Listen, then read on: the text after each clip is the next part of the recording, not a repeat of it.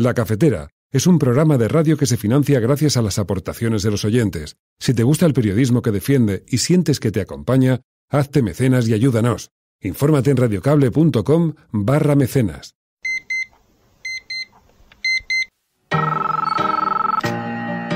Son las 8:30 de la mañana. Las 7:30 en la Casa Museo de José Saramago, en Tías, Lanzarote. Buenos días, mundo. ¿Quieres un café? En el programa La Cafetera de Radio Cable. En una entrevista en Radio Cable. Durante 20 minutos en Radio Cable y dice todo lo que van a escuchar. Mañana en La Cafetera de Radio Cable. Radio Cable, que ha conseguido una auténtica primicia. Ha entrevistado esta mañana y ha conseguido situar esa entrevista y lo que le ha dicho en los titulares de todos los digitales.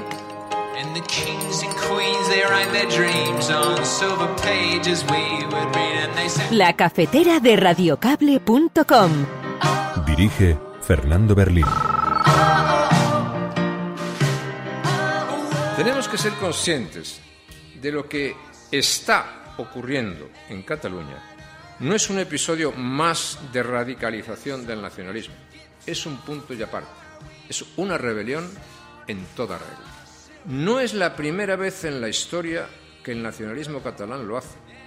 I sempre, por cierto, con conseqüències desastroses. Que ja hi ha una primera decisió de la justícia europea que diu clarament que el delicte de rebel·lió no s'ha produït.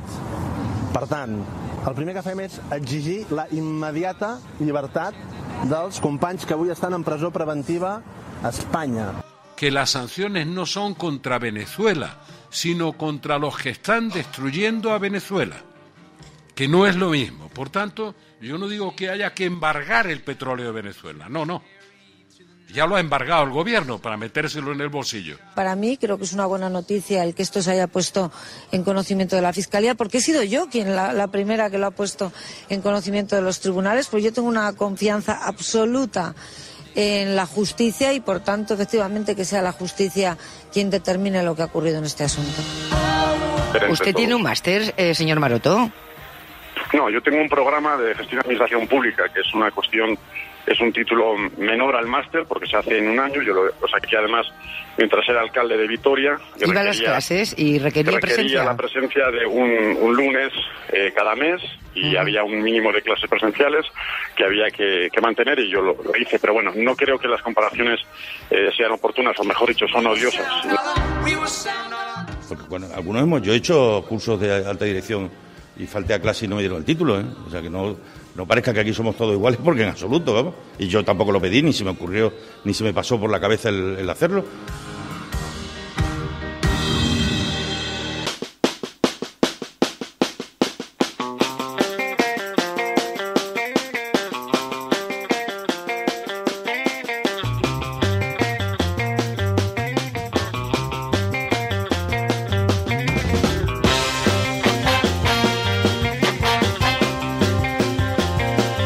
Muy buenos días, cafetera, bienvenidos una mañana más a este programa en el que tratamos de analizar qué es lo que le está ocurriendo a esta sociedad, a este mundo tan complejo, tan convulso, tan cambiante.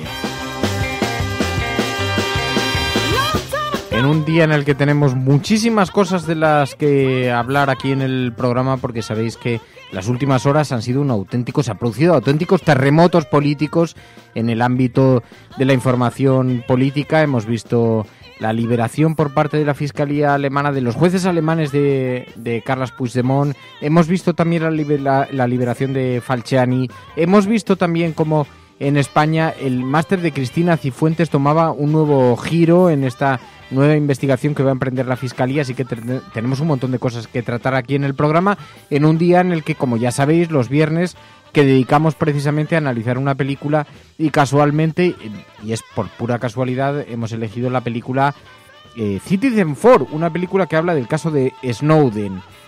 Y vamos a hablar precisamente de los denunciantes, esa figura, esas personas que ante la opinión pública explican cuáles son las prácticas más temibles de los gobiernos o de algunos organismos, y luego se ven asediadas por la justicia, por los gobiernos. Es el caso de Snowden, es el caso de Falciani. Así que vamos a hablar de todo eso. Tenemos un menú bastante completo hoy en la cafetera. ¿Estás escuchando la cafetera? Y si lo estás haciendo, eres la resistencia y no estás sola.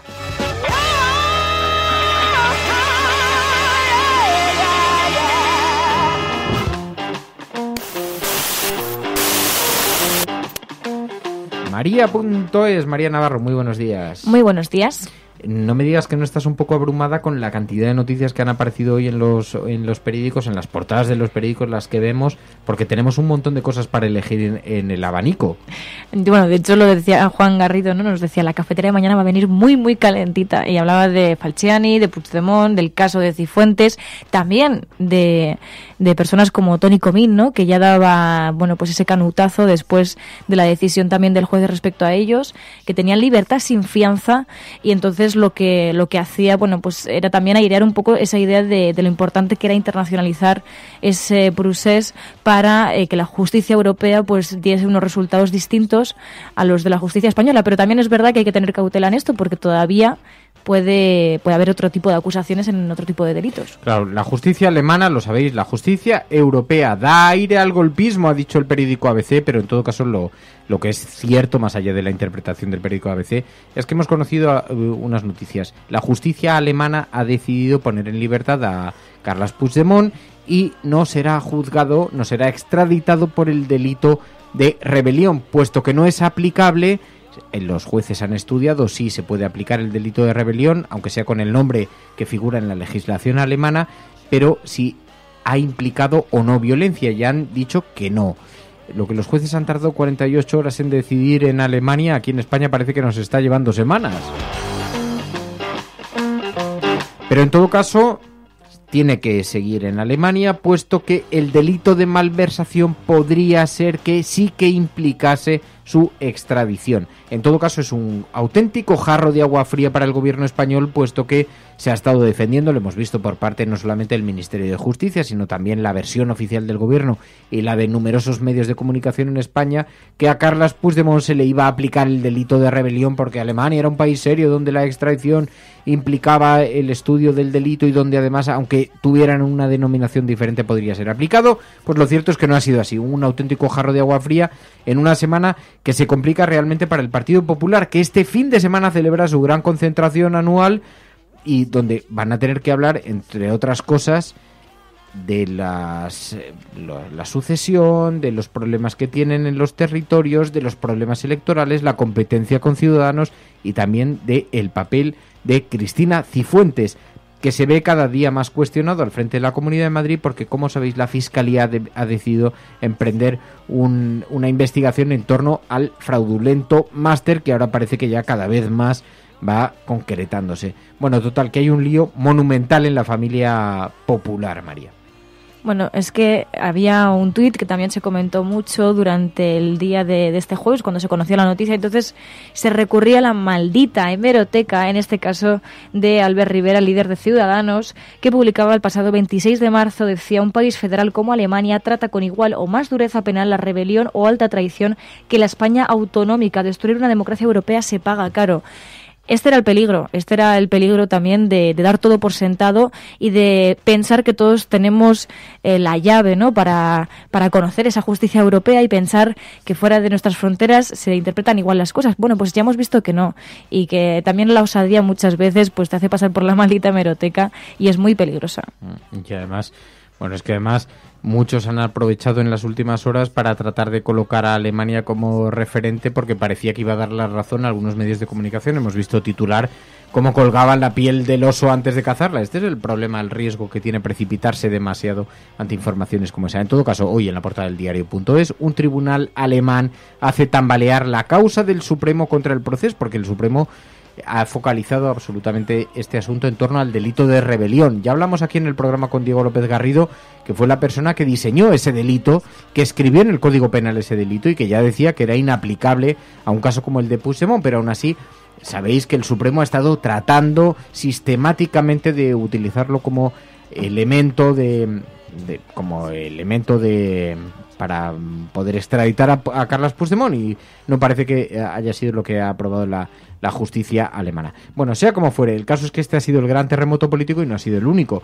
La Fiscalía investiga el caso del máster de Cifuentes tras la denuncia de los estudiantes y de la Rey Juan Carlos. La propia Universidad Rey Juan Carlos ayer ya mostró sus dudas.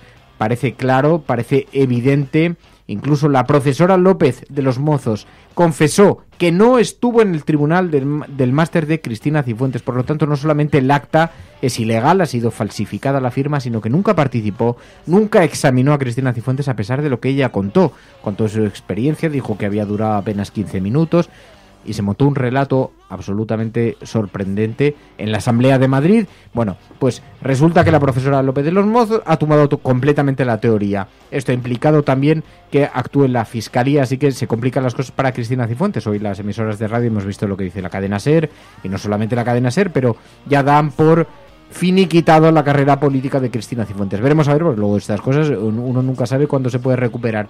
Pero es verdad que hay muy serias dudas de que pueda continuar al frente de la Comunidad de Madrid. Ya sabéis que el Partido Socialista emplazó a Podemos y a Ciudadanos a apoyar un cambio de emergencia y de urgencia hasta las elecciones, y ha lanzado una moción de censura que está por ser discutida ahora en la Asamblea de Madrid. Pero también date cuenta, el audio que además habéis escuchado al principio del programa demuestra una vez más que Cristina Cifuentes seguramente aprendiese más de lo que creíamos de la estrategia política de Esperanza Aguirre, de los discursos políticos de Esperanza Aguirre, porque lo hemos visto, bueno, en el caso de la Asamblea de Madrid, que sacó pecho y tuvo una firmeza muy dura en sus declaraciones, pero además también lo vemos en las declaraciones de este jueves, y es que hemos visto cómo ella, bueno, pues hacía alusión, a mí me ha recordado bastante a la frase mítica de Esperanza Aguirre de "yo destapé la trama Gürtel", que es "yo saco pecho", y de hecho yo soy la que realmente está buscando la verdad en todo esto, ¿no? Porque ella misma ha dicho que, claro, que ella está, pues está totalmente de acuerdo en que la justicia intervenga en esto, porque de hecho ella ha sido la primera que ha confiado en la justicia para resolver este problema. Para mí creo que es una buena noticia el que esto se haya puesto en conocimiento de la Fiscalía, porque he sido yo quien la primera que lo ha puesto en conocimiento de los tribunales, pues yo tengo una confianza absoluta en la justicia y, por tanto, efectivamente, que sea la justicia quien determine lo que ha ocurrido en este asunto. ¿Se siente apoyada por el Partido Popular? Sí, digo exactamente lo mismo de ayer. Me siento apoyada, siempre me he sentido apoyada y, por supuesto, no tengo ninguna duda de mi partido. También ha salido la noticia de que la presidenta del tribunal dice que confirma que la firma estaba falsificada y que ella no la evaluó a usted. Mire, no corresponde a ningún alumno, ni en mi caso, ni creo que en ningún otro, determinar qué personas conforman los tribunales. Eso es algo que efectivamente dentro de esa investigación tendrá que determinarse. Bueno, ¿cuál es la estrategia de Cristina Cifuentes? Lo que ha conseguido es desplazar, ha conseguido relativamente, porque a nadie se le escapa que esto es una estrategia, la responsabilidad directamente a la universidad. No es que yo haya recibido un título gratuito y que no haya asistido a clase, sino que la universidad me lo ha regalado, la culpa es de la universidad, lo cual es un absoluto despropósito, un disparate que resulta bastante grotesco. Pero es verdad que esa es la estrategia de Cristina Cifuentes, y como decía María Navarro, al final, ¿qué es lo que está ocurriendo? Que Cristina Cifuentes aplica el protocolo de Esperanza Aguirre. Yo destapé la trama Gürtel, yo he sido quien ha puesto esto en manos de los tribunales. No es verdad, es mentira, directamente, mentira. Lo que pasa es que hay que tener muy poca vergüenza para defenderlo con esta cara dura, porque en realidad lo que ella ha denunciado es a los periodistas que habían puesto esto en conocimiento de los ciudadanos. Y ella lo ha llevado a los tribunales, pero para tratar de limitar el campo de acción de los periodistas. Bueno, el caso es que hasta Guillermo Fernández Vara dijo, es que Cifuentes no es capaz de demostrar esto, por lo tanto tiene una responsabilidad añadida. Porque bueno, yo he hecho cursos de alta dirección y falté a clase y no me dieron el título, ¿eh? O sea que no parezca que aquí somos todos iguales, porque en absoluto, vamos. Y yo tampoco lo pedí, ni se me ocurrió, ni se me pasó por la cabeza el hacerlo. Esto está establecido, aquí hay que cumplir una serie de requisitos que son para todo el mundo, y como son para todo el mundo, si tú no los cumples tienes que asumir las responsabilidades, que es lo que en este momento yo creo que ha faltado, ¿no? Si no es capaz de demostrar que un trabajo fin de grado, este fin de máster se ha presentado, pues aquí alguien tiene que dar explicaciones y asumir responsabilidades, y en política hay responsabilidades y responsabilidades, pero una es que si tú no puedes demostrar que no se ha cometido contigo un privilegio, tienes que asumir la responsabilidad. En este caso, obviamente, o tú presentas una moción de confianza para que se revalide la confianza en ti, o si no, la oposición tiene que presentar una moción de censura. Moción de censura que ha presentado el Partido Socialista, que es difícil que prospere, pero que por lo menos va a obligar a todos los partidos políticos a manifestarse públicamente. Vamos a hablar a continuación con Irene Montero de Podemos. Vamos a tratar este asunto. Le vamos a preguntar también sobre la cuestión de Carles Puigdemont, liberado por la justicia, puesto en libertad por la justicia alemana, y también las implicaciones y las consecuencias que eso puede tener, y también la formación del gobierno de Cataluña, que sigue bloqueado hoy en las portadas de los periódicos. Bueno, en todo caso, ya sabéis que el asunto de Carles Puigdemont es un asunto de gran trascendencia. Vemos los titulares muy elocuentes de La Vanguardia, por ejemplo. Alemania libera a Puigdemont y rechaza el delito de rebelión. La justicia alemana fija una fianza de 75.000 euros. Solo prevé una posible pena por malversación. El tribunal descarta la existencia de violencia que imputa el Supremo, y el Partido Popular califica de desastre para España esta decisión del tribunal. Habían apostado mucho a los posibles movimientos de la justicia alemana, y de hecho eso es lo que había hecho que forzasen su detención. También en el periódico de Cataluña, Alemania tumba la causa por rebelión. Bofetón al Tribunal Supremo y a Mariano Rajoy. La justicia germana no ve violencia y deja libre a Puigdemont mientras estudia su extradición por malversación. En el periódico El País, Alemania niega la rebelión, deja libre a Puigdemont. Un tribunal regional limita el procedimiento a la entrega por malversación. El expresidente tendrá que seguir en Alemania hasta que se decida su extradición, y el gobierno dice respetar las decisiones judiciales cuando gustan y cuando no gustan. Pero es muy gracioso lo que añade el periódico El País en su portada cuando dice: un tribunal regional limita el procedimiento a la entrega por malversación, cuando todavía no se había pronunciado, no era relevante si era regional o era nacional o... Bueno, en el periódico La Razón, Alemania complica el juicio de Puigdemont al no acusarle de rebelión. No, lo que complica es haber pedido la extradición a un país que iba a atender con una cierta aproximación seria el asunto de la rebelión. Porque no se trata de que los medios de comunicación creen el contexto para decir que el independentismo se había comportado como la Cale Borroca, es que las imágenes son elocuentes. Los llamamientos al comportamiento pacífico de las autoridades, entre las que se incluye a Carles Puigdemont, eran bastante evidentes, eran públicos y notorios, y por lo tanto, aunque la justicia española, los medios españoles o el ministro digan lo que sea, parecía evidente que era un delito muy difícil de aplicar. Bueno, así lo ha dicho la justicia alemana, y ahora solo cabe descalificar precisamente la opción de los tribunales, de los jueces alemanes. Dice el periódico El Mundo: la justicia alemana niega a España juzgar a Puigdemont por rebelión, porque esta es una de las consecuencias.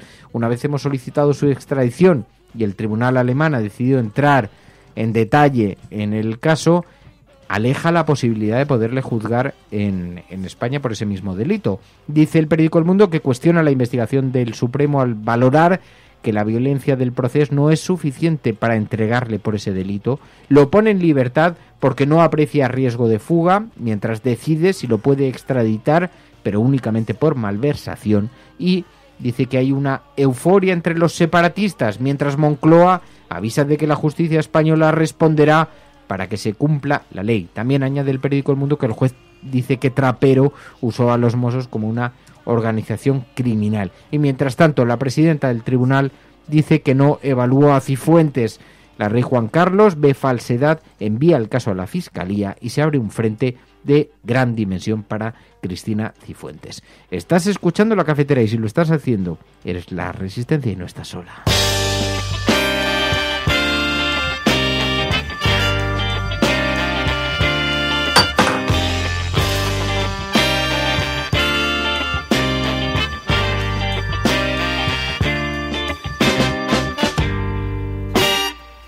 You still don't know me.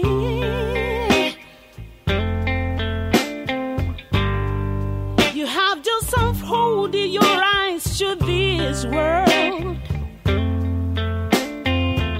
Within your breeze of kindness burn, but now you have a long road to take. And while you walk on it,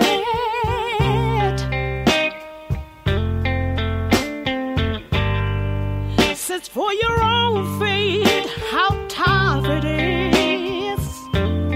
Así que está muy agitado el panorama político con informaciones de altísimo calado, está muy agitado. Ahora lo vamos a hablar a continuación con Irene Montero en un día en el que ya sabéis que la cafetera, tengo tertulia ahora a continuación, por lo tanto lo tenemos que grabar con un poco de antelación, pero es lo que llamamos el café de puchero y María Navarro pues ha accedido hoy con una cierta, porque además la importancia de las noticias era extraordinariamente grave y entonces decía María, es que yo tengo que estar, no importa que el sol no haya salido, pero da igual, ahí está María. Me he colado en su casa, he llamado al timbre y digo, voy a probar a ver si abre. Pero esto forma parte de la psicopatía de este programa, no pasa nada. Oye, Ferreras está 24 horas en la tele, o sea que sí, no somos tan yonkis como Ferreras. No, yo quería destacar dos cosas. Una, que bueno, la Asamblea Nacional, la ANC, ya decía anoche, acabamos de pagar la fianza que ha determinado la justicia alemana del presidente Carles Puigdemont. La Caja de Solidaridad ya ha pagado casi 4 millones de euros en fianzas. Y también algo que tiene que ver con Falciani, que no sale en las portadas de periódico, pero bueno, ya Pablo Iglesias, bueno, pues hacía una especie de relación, ¿no?, entre lo que ha ocurrido con Falciani y también pues un posible acuerdo con Suiza respecto, bueno, pues a la gente a los políticos que siguen allí, como Ana Gabriel.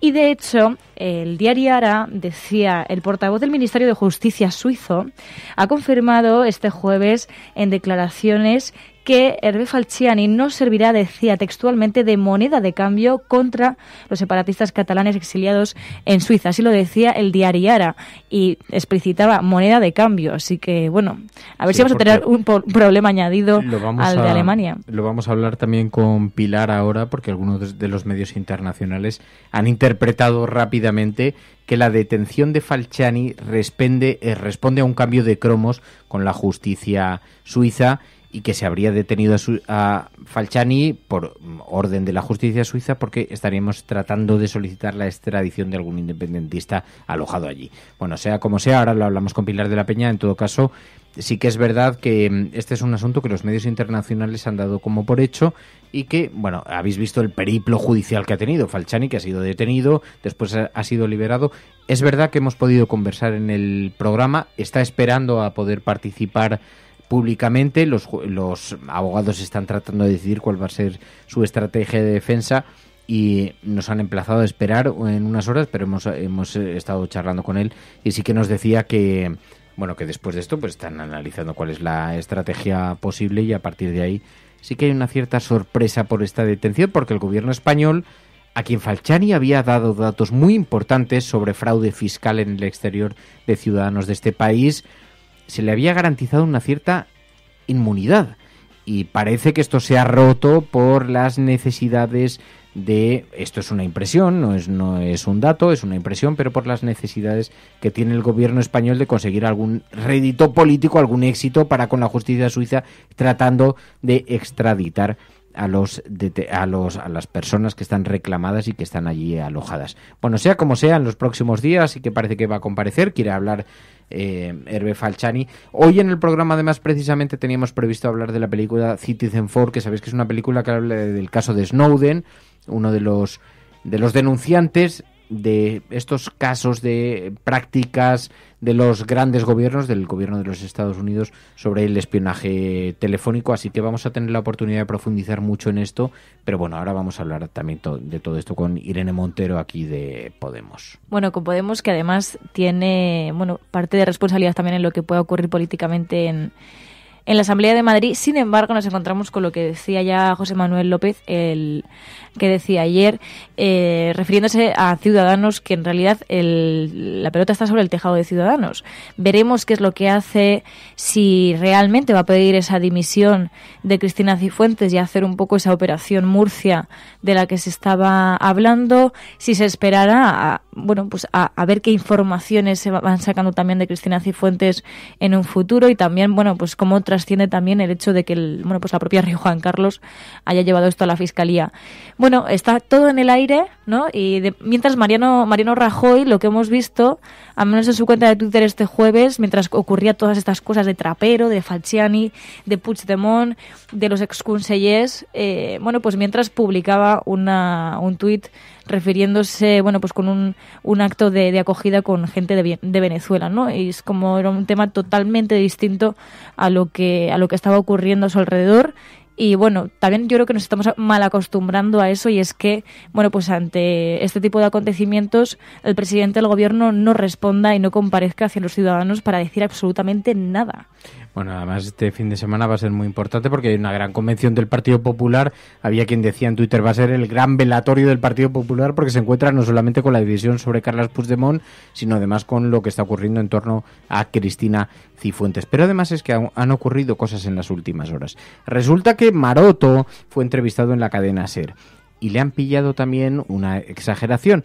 Resulta que el máster que figuraba en la página web del Partido Popular no lo había cursado, aunque él dice, para defenderse, que en la página web del Congreso no figuraba exactamente de la misma manera. Y se lo pregunta a Pepa Bueno. Yo también estudié en la universidad y mucha gente lo ha hecho, y aunque no lo hayas hecho da igual, es el mismo sistema que hay que defender entre ¿Usted todos. tiene un máster, señor Maroto? No, yo tengo un programa de gestión de administración pública, que es una cuestión, es un título menor al máster, porque se hace en un año. Yo lo saqué además mientras era alcalde de Vitoria. Iba a las clases y requería presencia. La presencia de un lunes cada mes, y había un mínimo de clases presenciales que había que mantener, y yo lo hice. Pero bueno, no creo que las comparaciones sean oportunas, o mejor dicho, son odiosas. No creo que eso ayude demasiado en el caso. Una cosa que quiero contarle, señor Maroto, digo, porque me lo ha dicho aquí al comienzo, que usted no tiene un máster. Ojo, que en su biografía, la que figura en la web del PP, dice máster en gestión y administración pública en el IES. Ah, pues chequé en la página oficial era del Congreso, y lo pone claramente. Pone PGLP, que es programa... Esta es la oficial del Partido Popular, ¿eh? La página oficial... Yo me guío por la página del Congreso. Bueno, les ha obligado a tener que matizar el currículum del propio Maroto, y todo esto en un lío monumental que está por ver qué consecuencia jurídica puede tener, no solamente para Cristina Cifuentes, para la universidad, muy grave. Ella parece estar intentando desviar como estrategia toda la atención a la universidad, pero ella ha obtenido un título de manera completamente irregular, sin asistir a clases, se lo han regalado básicamente, esto ya parece que todo el mundo lo da por hecho, y a partir de ahí, bueno... Incluso ha mentido públicamente, dijo que había participado en el examen, que había presentado el trabajo. Una de las personas que supuestamente estaban en ese tribunal ha dicho que es mentira, que se ha falseado su firma. Esto ya es un cachondeo absoluto. Bueno, pues ahora salpica también a Maroto, y habrá que ver, y supongo que en eso estarán el diario.es y el confidencial.com, qué es lo que han hecho todos los demás políticos del Partido Popular que han pasado en alguna ocasión por algún máster de esta naturaleza. Un lío gigantesco que está sobre la mesa, en la portada de los periódicos, y bueno, así, en una semana en la que llevamos de absoluta locura. Pero sobre todo no habría que esperar a que diferentes periódicos intenten pues desmentir las palabras de un político, sino que el propio político fuese honesto y realmente dijese, vale, pidiendo mucho. Bueno, pero lo hemos visto en otros países. En Alemania, esa Alemania a la que aludían algunos políticos, incluso del gobierno, ¿no? Esa justicia, esa tal. Mira, a mí esto me pasaba por la calle en Madrid, porque ves, en Madrid de vez en cuando por las calles tienes a un tipo tocando la trompeta y una cabra encima de un taburete, ¿no? No me mires con cara de psicópata. Y entonces yo siempre que paso por una cosa de estas digo, ojo, es que esto es inadmisible. Por ejemplo, mira, te voy a contar una anécdota. Tú sabes que en la Plaza de Luna de vez en cuando ponen una pista de patinaje sobre hielo. Y entonces tienen música de esta, de batucada, no, ¿cómo se llama? Música de esta que dices que escuchéis los millennials, que es medio rap, medio así latina. Trap. No. Yo no escucho trap, pero... Bueno, trap y estas cosas que se escuchan en los garitos de la noche de los millennials. Y entonces yo cada vez que paso me protesto, y entonces cuando voy con algún amigo digo, esto es increíble. Y entonces me miran y me dicen, macho, si quieres música clásica vete a Finlandia o vete a Suiza. O sea, si quieres escuchar violines te vas a Polonia. Estamos porque en Europa. En España... Estamos en Europa. O sea, el problema aquí también... no va a dimitir un político, pero si el problema de este país... Pero no podemos asumir eso. No, tú no puedes asumirlo. El problema de este país... Los millennials no lo vamos a asumir. Tenemos bueno, y por eso vais a arreglar el país. No, a ver, por eso. Yo creo que el mayor error es pensar que no confiar en esa honestidad de los políticos. Es verdad que hay poca, pero lo que no podemos hacer es generalizar, porque al final no vamos a confiar en la política ni en los políticos. Y yo creo que si ya no confiamos en eso, pues ¿qué nos queda, no? Sí, yo pero creo que... ¿a ti no te ha sorprendido que todo el mundo dé por verosímil que es muy fácil fingir, manipular, solicitar que te cambien la nota? O sea, no, Bueno, no es ya que fácil- sea fácil es o no, fu- es fácil sino que en todo el mundo función de lo dé quién por lo verosímil. haga. Claro, las élites, ciertas Porque la élites, mayoría de alumnos, por no se lo decir comen con el patatas. 90%, se Claro. comen los procedimientos Claro. y muchas personas han tenido que esperar a lo mejor un año para poder hacer ese proyecto fin de carrera porque les quedaba una asignatura que eran créditos que se realizaban con cursos o con talleres. Claro. Es decir, no a todo el mundo le pasa Pues y por claro eso que no, mismo a todo el mundo Cristina no. Cifuentes tiene que dar explicaciones y si se demuestra que las informaciones del Confidencial y, de y del diario.es son ciertas, habrá mentido, que es Pero todavía ¿cómo si peor, se que es demuestra? que Si ya a haya- estas alturas, ya es que es un cachondeo. A estas alturas lo único que falta por demostrar es que Cristina Cifuentes estuviera o no en el extranjero, porque ya es de una desvergüenza total. Pero tú fíjate, una cosa que a mí Bueno, me llama la podemos atención. hacer el detector de mentiras, lo podemos poner en la Asamblea de Madrid. El polígrafo que se le ponga con una maleta. Pero tú fíjate, una cosa que me polígrafo llama de la la atención es cafetera. que es verdad que hay un montón de gente que está muy escandalizada por lo que ha ocurrido.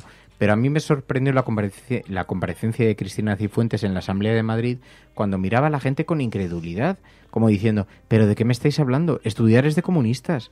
Es pues claro que me han regalado esto, claro que no he ido a clase, solo faltaba, es que ¿por qué voy a tener? ¿Pero por qué me estáis preguntando por esto? Pero si es que yo hasta ahora tenía que estar en casa tomando café. Porque en el fondo el problema es ese, es una gente, hay una serie, un grupo de personas que consideran que esto no va con ellos, que es lo que le ocurre a Mariano Rajoy cuando alguien le pregunta, y que Mariano Rajoy sobre, por ejemplo, los pagos en dinero negro que ha estado recibiendo, y mira por encima del hombro y dice, ¿pero de qué me estás hablando? ¿Periodista? ¿Que estás hablando a un notario, a un registrador de la propiedad, a un abogado del Estado? ¿Usted quién es? ¿Pero a qué se dedica usted? ¿Pelao? Y este es el problema, que hay unas élites que consideran que es legítimo que te regalen un título por ser quien eres. Sí. Y que encima tú estás financiando la universidad. Y que encima te apañan un papelito el día que el diario.es saca adelante la denuncia. Y mira, y con toda su desvergüenza se planta en la Asamblea de Madrid y lo defiende públicamente mirando por encima del hombro y diciendo, y además, ¿de qué narices me estáis hablando que me estáis haciendo perder la tarde? Ese es el problema de España. Sí, ella puede tener esa actitud y seguramente de cara a las elecciones de 2019, pues haya quedado todo en una anécdota, si realmente no pasa nada y ya está. Pero tiene que saber que esa impunidad pues le puede funcionar con ciertos votantes. Pero hay votantes que han votado al Partido Popular en la Comunidad de Madrid que seguramente se encuentren con la situación de que su hijo ha estudiado una carrera y ha estudiado un máster, no ha podido trabajar o ha trabajado por una miseria y estarán enfadados con esta persona. Porque además estamos hablando de un contexto en el que muchos jóvenes se ponen a estudiar carreras, másters, y además para luego estar en una beca que ni siquiera les da para vivir. Entonces es un contexto delicado en el que yo creo que en cierta manera le va a pasar factura si realmente no coge y es honesta. Y parece que de momento no lo va a ser porque, como digo, pues ha aprendido muy bien de Esperanza Aguirre que la honestidad pues se paga cara en política. No, porque no se da por aludida, además, lo mira desde encima. Bueno, esto es la cafetera. Perdón, dime. Sí, no, me iba a quedar con porque el tuit de Albert Rivera no ha sido uno de los únicos que ha sido objeto de memes. También lo ha sido Rosa Díez, que bueno, pensamos que UPyD no tiene mucho foco informativo, pero los tuits de Rosa Díez sí. Y entonces decía, cuando se da el golpe desde el poder no se necesita la violencia. A pesar de todo, en Cataluña la hubo y sus gobernantes la instigaron. La justicia española ha de velar por el cumplimiento de las leyes en nuestro país y Europa ha de ser capaz de protegerse de los peligros. Es decir, que España tiene que dar lecciones al resto de Europa. Eso es lo que ha dicho Rosa Díez en Twitter. Bueno, esto es la cafetera. Hablamos ahora con Irene Montero. Podemos, después tenemos Prensa Internacional, como han recogido todos estos asuntos, y después analizamos la película Citizenfour, ya sabéis, precisamente sobre los denunciantes, esa figura, esas personas que deciden poner su vida en riesgo para hablar de las prácticas, para denunciar las prácticas de algunos gobiernos e instituciones. Estás escuchando la cafetera y si lo estás haciendo, no estás sola. Es algo que todos sabemos de algún modo, pero que puede que nadie te haya explicado nunca. Si tú a tu hijo antes de una carrera le dices, te vas a caer, tú no vales para esto, ese niño se va a caer. No hay más opciones, porque le has hecho creer que es posible. Y hay algo que le empuja a cumplir la profecía. Pero si en lugar de eso a ese mismo niño le dices, corre, vuela, no te detengas, y y si te caes, aquí estoy para levantarte, ese niño jugará mejor que si nunca le hubieras dicho nada. Hay una responsabilidad ineludible en cómo hablamos, en cómo tratamos a los demás, porque nuestras palabras tienen un poder más grande de lo que nunca hubiéramos imaginado. Cada día tienes la opción de cortar las alas de los demás, hablando del miedo y de la incertidumbre. O puedes dejar que tus palabras les empujen hacia sus metas, confiando en la capacidad infinita que hay dentro de todo ser humano. Se conoce como efecto Pigmalión y funciona en cualquier momento de nuestras vidas.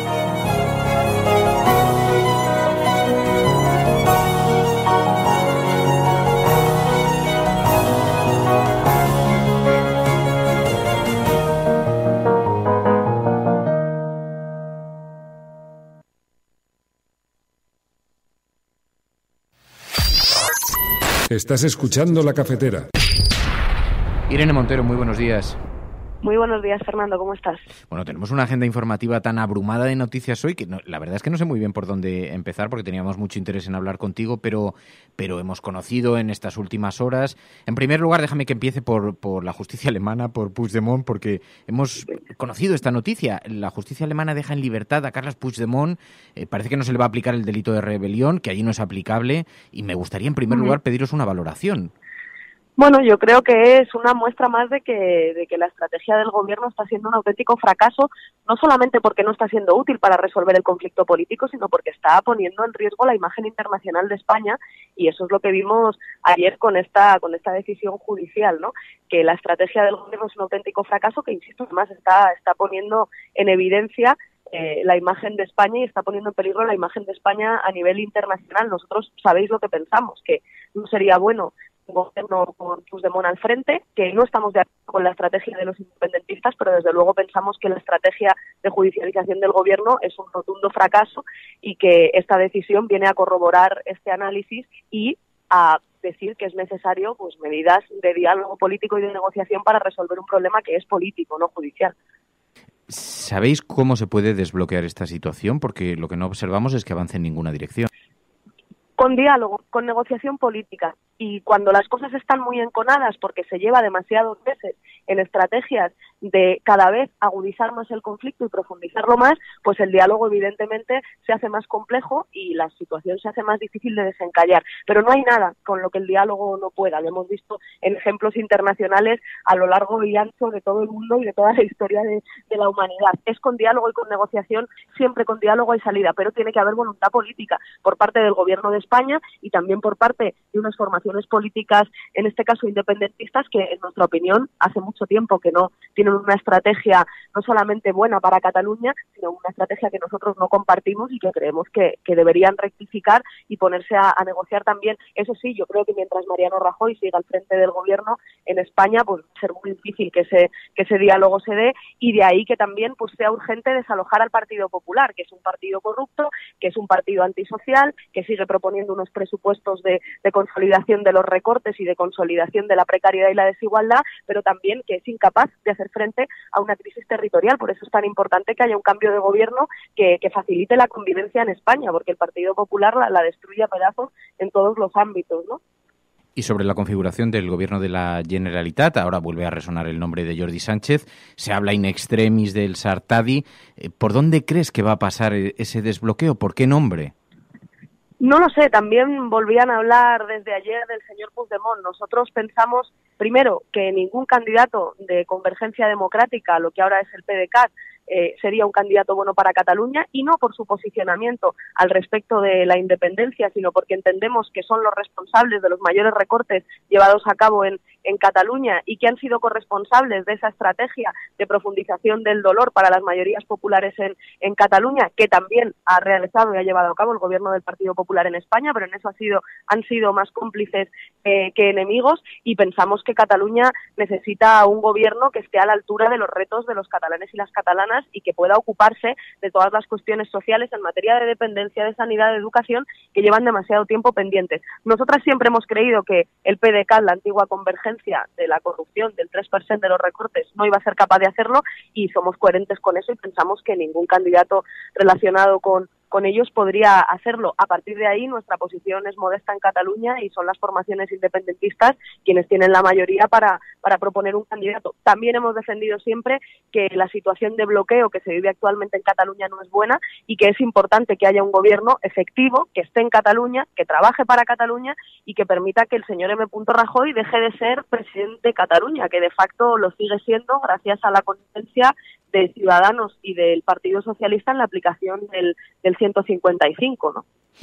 Bueno, es uno de los asuntos que están sobre la mesa en unas horas muy agitadas en términos políticos, porque claro, mientras tanto también la presidenta de la Comunidad, Cristina Cifuentes, se enfrenta a una extraordinaria crisis política a cuenta del máster que parece no haber cursado. Y hemos conocido en las últimas horas también esta información que apunta que la Fiscalía va a investigar el caso del máster de Cifuentes tras la denuncia de los estudiantes de la Rey Juan Carlos, y además hemos conocido también que la profesora de Los Mozos confiesa que no estuvo en el tribunal del máster de Cifuentes, y me gustaría en primer lugar una primera valoración sobre las informaciones nuevas. Desde luego no son buenas horas para el Partido Popular, y la actualidad mediática por la que me preguntas, mediática informativa y del país, habla que la señora Cifuentes está en una situación verdaderamente insostenible. Ya lo estaba antes. El trabajo de investigación periodístico que se ha desarrollado en las últimas semanas y que habéis publicado todos vosotros es una pasada y es muy contundente. Oía hace unos días al señor Rivera decir que con unas informaciones periodísticas no se puede quitar a una presidenta, ¿no? Oiga, mire, pues gracias a que los periodistas han hecho una labor de investigación firme y contundente, se está pudiendo descubrir un escándalo de esta magnitud, ¿no? Entonces, creo que hace mucho tiempo que la señora Cifuentes debía haber dimitido, y creo que ya después de ver que la propia universidad está llevando a Fiscalía este caso, pues la situación es tan insostenible que creo que ni Ciudadanos, que mira que tiene aguante y mira que está sosteniendo al Partido Popular a costa de cualquier cosa en Madrid y también en el país, y en el Congreso de los Diputados, al señor M. Rajoy, pues se vuelve insostenible hasta para Ciudadanos, ¿no? Y creo que la señora Cifuentes debería dimitir. No lo va a hacer, yo no tengo ninguna esperanza. El Partido Popular se mantienen en los sillones porque saben que si no, tienen mucha menos protección a la hora de enfrentarse a procesos judiciales y al escrutinio social, periodístico, político que merecen sus acciones, pero es evidente que la situación es insostenible y que como no va a dimitir, hay que echarles inmediatamente. Hemos visto que el Partido Socialista adelantaba la presentación, lo hacía de urgencia la presentación de la moción de censura, y emplazaba a Podemos y a Ciudadanos a apoyar un cambio de emergencia. Vosotros habéis anunciado que vais a apoyar esa moción de censura, ¿no? Completamente. Cuentan con 27 votos porque entendemos que la situación es urgente y que hay que desalojar a Cristina Cifuentes ya. Yo soy pesimista con las posibilidades de que Ciudadanos acceda a dejar de sostener al Partido Popular, porque lo único que saben hacer es esto. En las instituciones, en el Gobierno de España y también en el de la Comunidad de Madrid, sostienen al peor Partido Popular. Les siguieron sosteniendo después del caso Lezo y de todos los escándalos que hemos conocido en la gestión del canal, y apoyando sus presupuestos generales del Estado, a pesar de todos los escándalos que hemos conocido, y a pesar de que todavía ni siquiera Rajoy ha dicho si es el M. Rajoy o no que aparece en los papeles de Bárcenas, y por tanto dudo mucho de que Ciudadanos vaya a cambiar de opinión. Pero por supuesto, la más mínima posibilidad que haya de plantear que salga del gobierno la señora Cifuentes, nosotros la vamos a apoyar. A diferencia de lo que hicieron ellos, que cuando nosotros presentamos una moción de censura por el caso Lezo, que tiene por lo menos la misma gravedad que esto, y que se trata además de la gestión del dinero público de los madrileños y las madrileñas, ellos no apoyaron, pero a nosotros nos tendrán ahí, por supuesto que sí. Habíamos visto esa posición, pero bueno, hay muchos temas que están sobre la mesa. Estos son dos de los principales temas. En todo caso, Irene Montero, también decíamos esta misma semana, vosotros habéis sido protagonistas, Podemos, y tú directa, indirectamente también con Pablo Iglesias. Fuisteis portada en el periódico El País. La verdad es que no tenía mucho interés en aludir a este asunto, más allá de lo personal, para felicitaros y en nombre de los... Siempre alumbrar una vida siempre es algo bueno, siempre es positivo. Así que enhorabuena. Son dos. Felicidades, son dos vidas. Dos para la Resistencia. Dos para la Resistencia, que serán acogidos siempre con los brazos abiertos, porque nos gusta mucho. Aunque es verdad que como yo ya mi discurso, en fin, sobre lo que supone la maternidad-paternidad es duro, es un asunto duro, pero bueno, enhorabuena, felicidades. Pero había una derivada política de todo esto. Me gustaría aprovechar, Fernando, para decir que es un proceso hermoso, pero claro, pero no por ello idílico o digamos, o vacío de momentos difíciles, y por supuesto que eso hay que decirlo. Esa imagen tan romántica de la maternidad, como si no hubiese momentos difíciles, yo creo que también tenemos que ayudar a problematizarla, ¿no? A contarnos entre nosotras que hay veces que cuesta afrontarlo, y precisamente por eso nos necesitamos las unas a las otras para afrontar la maternidad, ¿no? Como tantas otras cosas en la vida. No, y en vuestro caso, además, que van a ser dos, pues todo eso pues tiene una doble complicación también y una doble alegría, porque en esto también hay que reconocer que todo... Pero bueno, enhorabuena a Pablo Iglesias. Gracias. También felicidades en todo caso en nombre de los oyentes del programa. Y también sí que hay algo que nos interesaba, porque hay una derivada política. Los periódicos lo han colocado sobre la mesa, lo han abierto en portada con ello, y decían, esto pone en cuestión el liderazgo en Podemos por el asunto de las bajas de maternidad, paternidad, el tiempo que esto pueda manteneros fuera del este, y pone en cuestión el liderazgo en Podemos.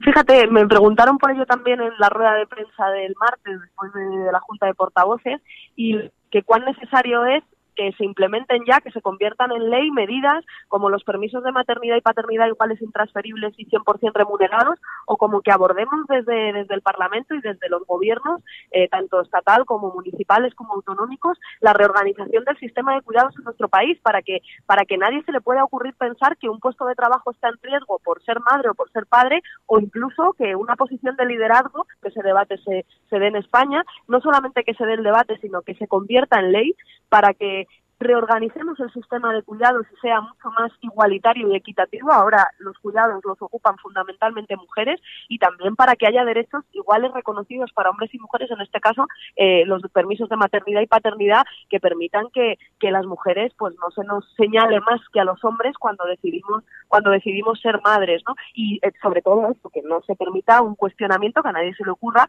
que haya un cuestionamiento ni de un puesto de trabajo ni de un liderazgo porque una persona vaya a ser madre o vaya a ser padre, ¿no? Es que me parece evidente, porque de eso se trata en la vida, de aprender a conciliar lo laboral con lo familiar y de poder tener vidas que sean dignas de ser vividas, ¿no?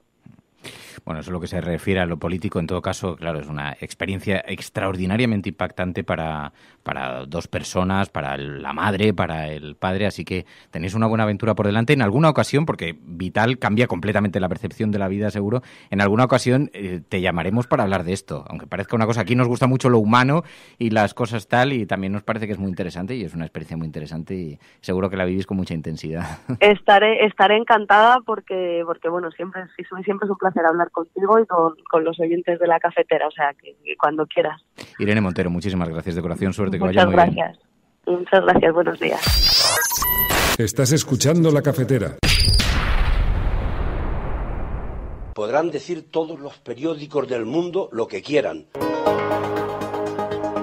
Secessionist parties in Catalonia have wasted no time following the reconvening. Vamos a esta hora con información de último minuto. A esta hora en España, el ex vicepresidente del gobierno... En España finaliza el recuento de votos en los comicios municipales y autonómicos con una participación del... En las últimas semanas hemos podido comprobar cómo los medios de comunicación internacionales... Imagínense cualquier lector de la prensa extranjera que descubre que al que se propone para el Banco Mundial... A Spanish nurse who helped treat 2 Ebola victims in Madrid has tested positive for the disease herself. Spain announced that a nurse is the latest to be diagnosed.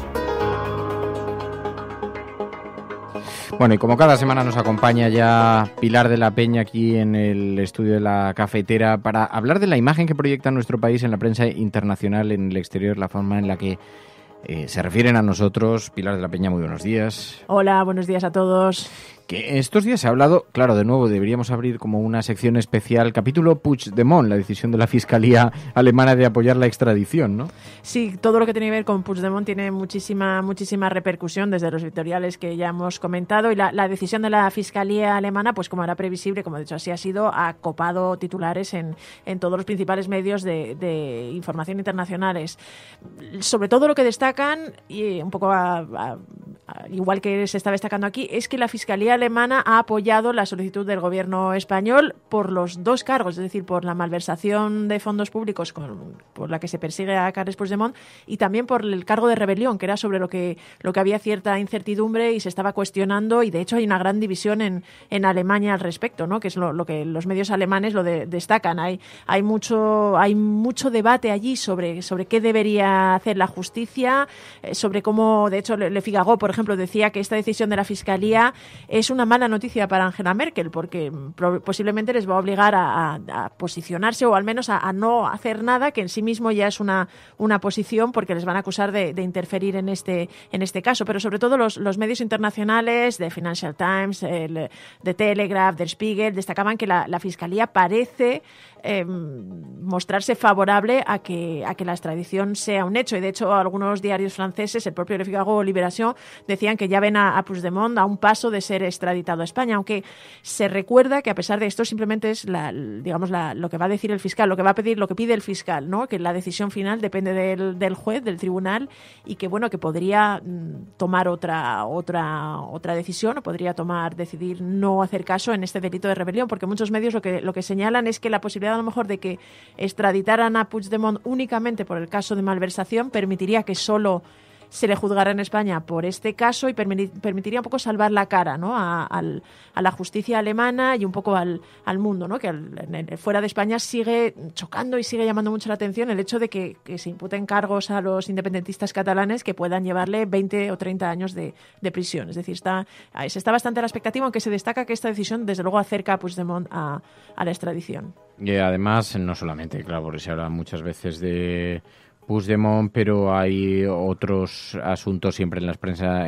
internacional referidos a nuestro país, y especialmente tienen relevancia los viajes de nuestros políticos al exterior. Ha sucedido con el caso de Mariano Rajoy, que viajó a Argelia, de los acuerdos bilaterales relacionados con el gas, ¿no? Sobre todo eso es lo que destacan la mayor parte de los medios argelinos, porque es verdad que la visita de Rajoy ha tenido mucha repercusión en los medios argelinos, muy poca aquí en España, pero allí lo han acogido con bastante vehemencia, ¿no? Es decir, el hecho de que fuera el presidente del gobierno español a la cumbre bilateral, pues se ha destacado, incluso se ha recordado que España es el país que de la Unión Europea que más encuentros de este tipo tiene con Argelia.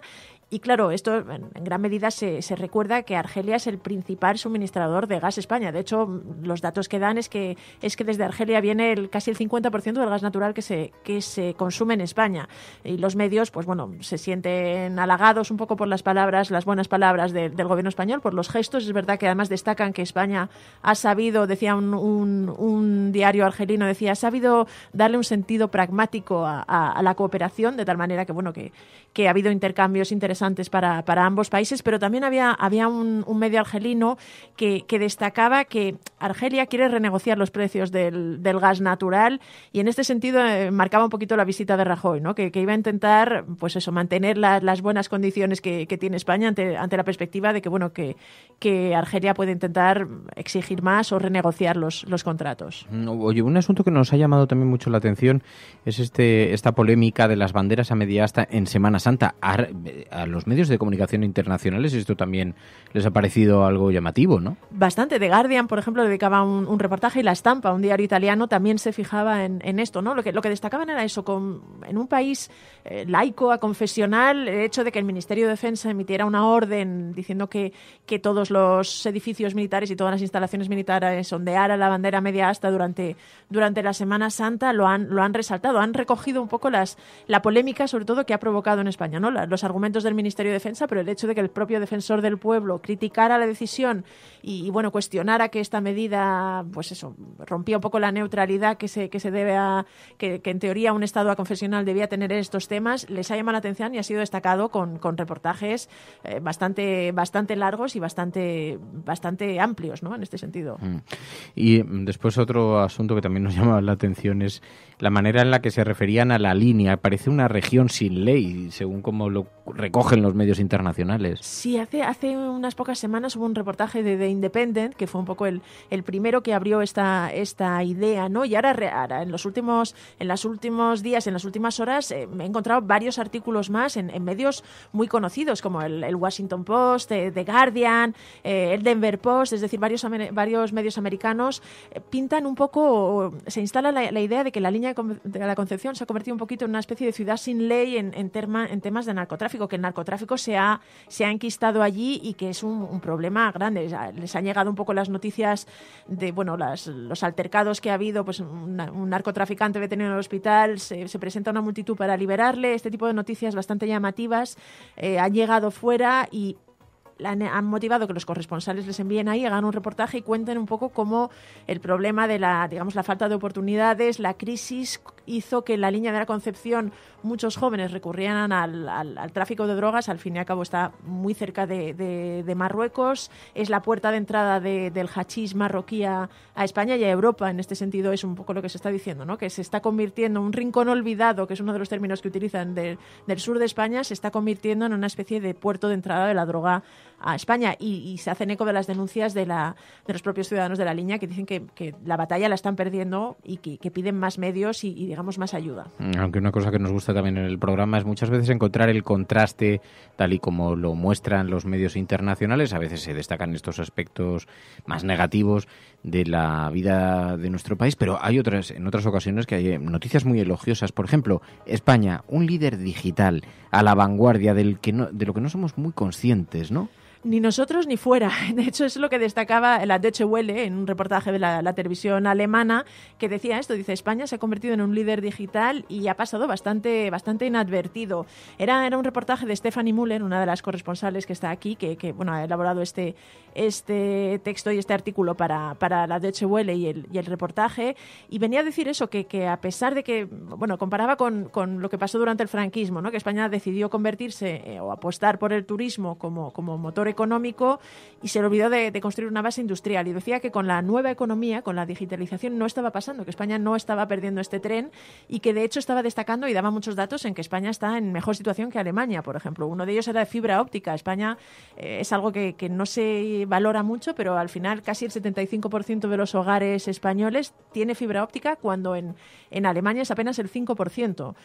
Esto había permitido colocar a España en una posición de vanguardia que estaba atrayendo a muchas empresas, y por ejemplo decía que en nuevas oportunidades como la tecnología blockchain, las criptomonedas, España ya estaba adoptando un papel de liderazgo y estaba teniendo una posición un poco de atraer empresas. Incluso ya tenía 2 grandes consorcios de blockchain en el que estaban bancos y telecos bastante involucradas, que además España era líder o era una referencia en modos de pago con móvil, en cajeros inteligentes, y todo esto, digamos, sin que se estuviera teniendo esta imagen, esta perspectiva de España.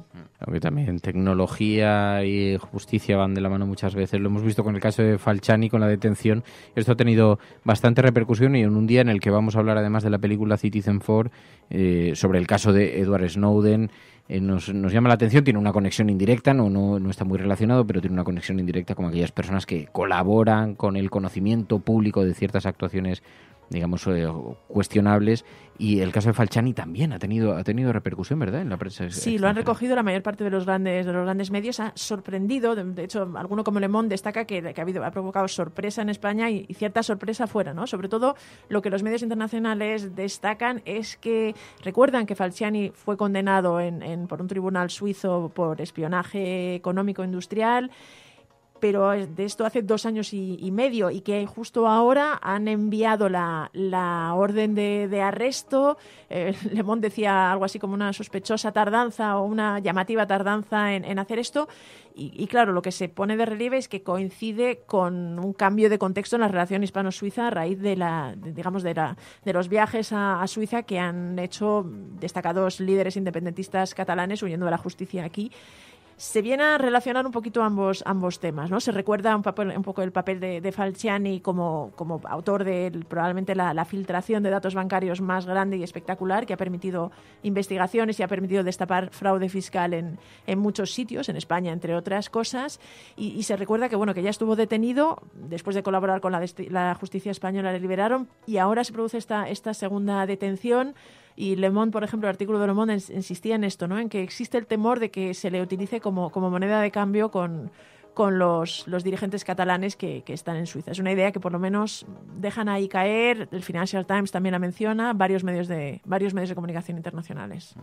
Y en lo que se refiere a otras noticias que no hablan de nuestro país, ¿qué es lo que han destacado? ¿Qué es lo que ha tenido más protagonismo en la prensa internacional estos días? Bueno, estos días la posibilidad de que Lula vaya a la cárcel es algo que ha copado bastantes portadas y que llama mucho la atención, evidentemente, de la prensa brasileña, en general de toda la prensa latinoamericana, los diarios en Argentina, en Perú, varios varios medios lo destacan porque, bueno, la decisión del Tribunal Supremo de votar en contra del recurso de Lula parece que acerca al expresidente brasileño a la cárcel, ¿no? Esto sería una imagen muy simbólica y que vamos, tiene un poco al mundo pendiente. Es verdad que a raíz de esto también se están empezando a ver muchos artículos llamando la atención sobre lo que está pasando en Brasil, ¿no? Un país en el que la herida, se ve que hay una herida interna importante, que hay una división, que se están produciendo una serie de hechos que preocupan y que llaman la atención, y creo que vamos a seguir hablando de Brasil. Desde luego, si Lula entra en la cárcel, como parece indicarlo todo, mucho, pero no solo esto, ¿no? Se está mirando a Brasil, digamos, con una mirada más amplia. Pues, ¿has visto Citizen Four? Sí. Ah, pues vamos a comentarlo a continuación. Te quedas con nosotros y, de acuerdo. Y hablamos sobre los filtradores. Ahora, aquí en la cafetera.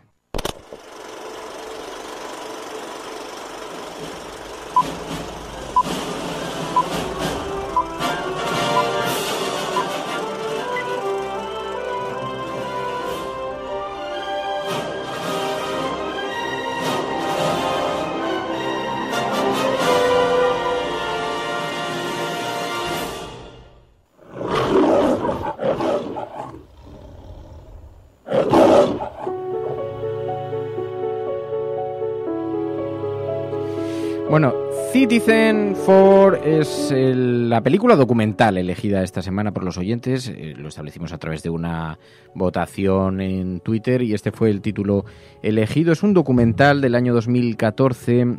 Está dirigido por Laura Poitras, que es una periodista de las que estaban siguiendo el caso de Edward Snowden. Edward Snowden, no sé si recordáis, era un ex colaborador de la NSA, la Agencia de Seguridad Norteamericana, que desveló al mundo, a través del periódico The Guardian, desveló que los ciudadanos americanos estaban siendo espiados de forma masiva, no solamente los norteamericanos, también gobiernos internacionales, de forma masiva por el gobierno de los Estados Unidos. Estaban siendo espiados.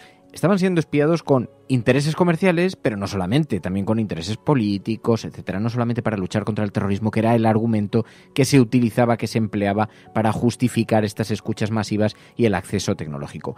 ¿Qué es lo que ocurre? Es un documental bastante entretenido, es un documental que yo creo que por el hecho precisamente de ser una película documental, no de ficción, ha hecho que algunos oyentes del programa les cueste entrar, porque algunas personas nos enviaban mensajes diciendo, bueno, es que me he perdido en los primeros datos, pero está muy bien rodado, primero porque sigue el proceso periodístico de cómo se desvela una de las grandes informaciones de nuestro tiempo, que pone en jaque a un montón de gobiernos internacionales que emiten reclamaciones diplomáticas porque se han sabido espiados por el gobierno norteamericano, pero además que provoca un auténtico terremoto político dentro de los Estados Unidos, una noticia de gran trascendencia, y el documental lo que hace es seguir, digamos, un poquito el transcurso de toda esa investigación, de las entrevistas con Edward Snowden, de la necesidad de terminar marchándose exiliado al extranjero, perseguido por el gobierno de los Estados Unidos.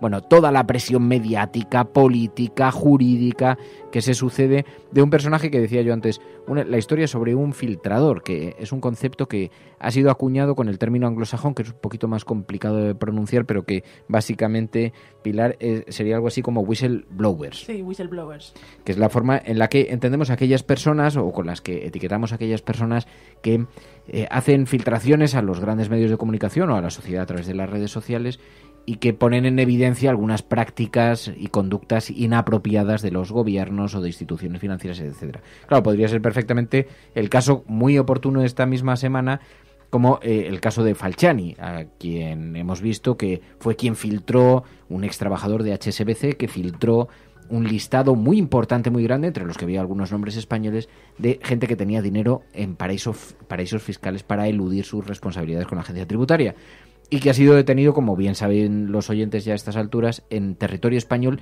después de haber facilitado información a las autoridades españolas sobre españoles que tenían dinero en el extranjero. Bueno, pues no vamos a hablar de Falciani porque conocemos el caso, lo hemos visto, pero sí que nos llamaba la atención que se produzca este paralelismo en estos días cuando hablamos de Edward Snowden, que es uno de esos grandes nombres, como son otros que perfectamente reconocemos, Julian Assange, otras personas que, digamos, han pasado o pasarán a la historia, a los libros de historia, precisamente por ser partícipes en este mundo en el que vivimos hiperconectado, de esta nueva forma de difusión de comunicación pública, de los errores o de las prácticas de los gobiernos. ¿Qué os ha parecido, así en términos generales, como primera aproximación?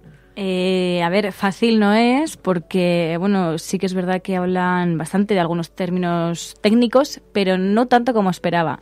Y me gusta mucho pues claro, al final también el trabajo periodístico, ¿no?, que hay detrás, y también por qué él elige también a periodistas como el periodista del The Guardian, para que ellos vayan filtrando la información. Y también porque te hace pensar en cuál es el riesgo de filtrar información y cuál es la consecuencia. Porque muchas veces lo que nos planteamos es, ¿esto para qué sirve? ¿Realmente vamos a cambiar la visión de la opinión pública respecto a la corrupción, respecto a la libertad de expresión, porque también tiene que ver con esto, o respecto también a nuestra privacidad? A lo mejor es que no nos interesa saber este tipo de cosas. Ese también es un debate que también planteabais varios de vosotros. A mí me dejó un poco, el otro día leía que Time también le dedicó una crónica en la que decía, es la historia de miedo más escalofriante desde Halloween, y es verdad, te da un poco ese desasosiego, esa sensación de Dios mío, o sea, miras el móvil y, como decía un oyente, ¿no?, dice, parece que es el enemigo. Es verdad que esa posibilidad de cómo la tecnología y cómo es posible espiar a tanta gente da bastante miedo, pero lo que decías, María, es verdad. Me gusta la película cómo reivindica un poco esa figura del whistleblower, que es... En Estados Unidos es incluso una figura que genera cierta mística, ¿no? Para empezar, tiene una palabra para definirla. En cambio, aquí en España sería el filtrador, y no tiene la misma, digamos, la misma connotación, porque ahí se entiende que son gente que destapan a riesgo de su propia seguridad o de perder su trabajo, situaciones o cosas que en fin, que consideran que la opinión pública debe saber, ¿no? Por ejemplo, también pasó con los papeles del Pentágono, y en Estados Unidos está Bradley Manning, que también es otro de los, digamos, whistleblowers más famosos, pero muchísimas otras historias que se han conocido por estas figuras, ¿no? La gente que lo filtra. Y aquí en España es verdad que existe muy poca mística a ese respecto. De hecho, de las personas que digamos revelaron información en algunos de los grandes casos de corrupción, se ha escrito un poco cómo han sido perseguidos y el infierno que han tenido que pasar. Y en cambio, en esta película también digamos, reivindican un poco esa figura, y esto me ha parecido bastante interesante. Pasé unos 4 años en el ejército y luego fui a la NSA directamente. Así que en total sumo 37 años de servicio. En general fue muy divertido. Me lo pasaba en grande resolviendo aquellos puzzles. Disfrutaba resolviendo problemas y cosas así. En realidad eso es lo que hacía. Empecé trabajando con datos, analizando sistemas de datos. Desarrollé un concepto de análisis que pudiera diseñarse de modo que se pudiera cifrar y ejecutar electrónicamente, lo que significa que se podría automatizar el análisis. Está relacionado con los metadatos y su uso. De eso se trataba. A eso me dedicaba. Es lo que terminé haciendo allí. Y, por cierto, era el único que lo hacía. El caso es que sucedió el 11S, y creo que fue justo unos días después, no más de una semana después del 11S, cuando decidieron comenzar a espiar activamente a todos los ciudadanos de este país. Claro, yo creo que nos podemos aproximar de diferentes maneras a la película. Había gente que nos decía, fijaos en el aspecto más tecnológico, ¿no? La denuncia que hace sobre cómo se está abusando de tecnologías que manejamos con una cierta ignorancia sobre su funcionamiento interior, y la facilidad que tienen no solamente los gobiernos, que también, sino cualquier persona con unos mínimos conocimientos para entrar y penetrar en tu vida privada manejando unas herramientas muy básicas. Este es un aspecto de la película que queda bastante en evidencia, ¿no? O la responsabilidad de las grandes compañías en su colaboración con los gobiernos para romper completamente, pues, aspectos de, digamos, derechos sociales como derechos civiles, como el anonimato, etcétera, etcétera, y facilitar un montón de datos personales a los gobiernos. También la ligereza con la que vuelan nuestros datos, también la facilidad con la que los metadatos, todos aquellos hábitos que tenemos en las redes quedan agrupados, aglutinados y se convierten en información a veces muy dañina para los ciudadanos si es jerarquizada, ordenada y filtrada. También la manera en la que somos espiados por los propios gobiernos. También la desprotección que sufren aquellas personas que se convierten en denunciantes, filtradores. Aquí hemos visto el caso en España. Además hay una cierta reivindicación para que se se construye algún tipo de legislación de protección del denunciante porque se encuentran completamente desamparados. Conocemos el caso del teniente Segura, por ejemplo, el español que fue expulsado del ejército después de denunciar prácticas corruptas, ¿no? Y es verdad que somos uno de los únicos 4 países de la OCDE que no tiene una ley de este estilo de protección del denunciante, ¿no? Algo que ha sido muy reivindicado en medios de comunicación, en incluso partidos políticos. Así que se puede abordar desde muchos planos, siendo que es, como decían las crónicas, como decían los análisis, siendo que además esta es una película documental que recoge también una gran hazaña periodística en la medida en la que unos periodistas se están relacionando con una fuente y todo esto es filmado a tiempo real y convertido después en una historia, bueno, que está bastante bien. Decía Jordi Costa en el diario El País, una historia capturada en directo, una pieza maestra de periodismo filmado, la fortaleza narrativa de un thriller, también el espíritu de un serial cinematográfico de principios del siglo XX, quizá porque reúne muchos de estos componentes también el propio documental, ¿no? Pero hablabas de 2 visiones, ¿no? Y yo creo que ahí se plantea el miedo que puede tener la opinión pública por un lado y el miedo de los gobiernos. No es el mismo. Realmente la gente de a pie, la opinión pública, puede estar preocupada por su privacidad, por la libertad de expresión, por cómo a lo mejor los gobiernos, amparándose en ese antiterrorismo, pues pueden incluso también meterse en tus datos personales, aludir a que es por si eres un potencial terrorista e incluso, ya lo hemos visto aquí en España, salvando las distancias con la Ley de Seguridad Ciudadana, se puede también meter en la cárcel a titiriteros por una serie de pancartas que estaban teniendo en sus actuaciones. Entonces, por un lado nos encontramos con que la opinión pública tiene ese miedo a la privacidad y ese miedo a que le quiten esos derechos, como puede ser la libertad de expresión, pero por otro lado, no nos engañemos, los gobiernos no es que se alarmasen por Snowden porque hubiesen conocido información que ellos no querían, no. Se alarman porque también esto puede implicar graves problemas en las relaciones internacionales, porque claro, él está diciendo que se llega a espiar por parte de Estados Unidos a países, o incluso ya lo vimos, a Merkel, ¿no? A la dirigente alemana. Entonces, claro, ahí pueden tener graves problemas y se les puede desestabilizar realmente su posición de poder. Hombre, yo creo que eso me da la sensación de que también es algo sabido entre ellos. Quizá lo que les daña es la exposición pública, ¿no?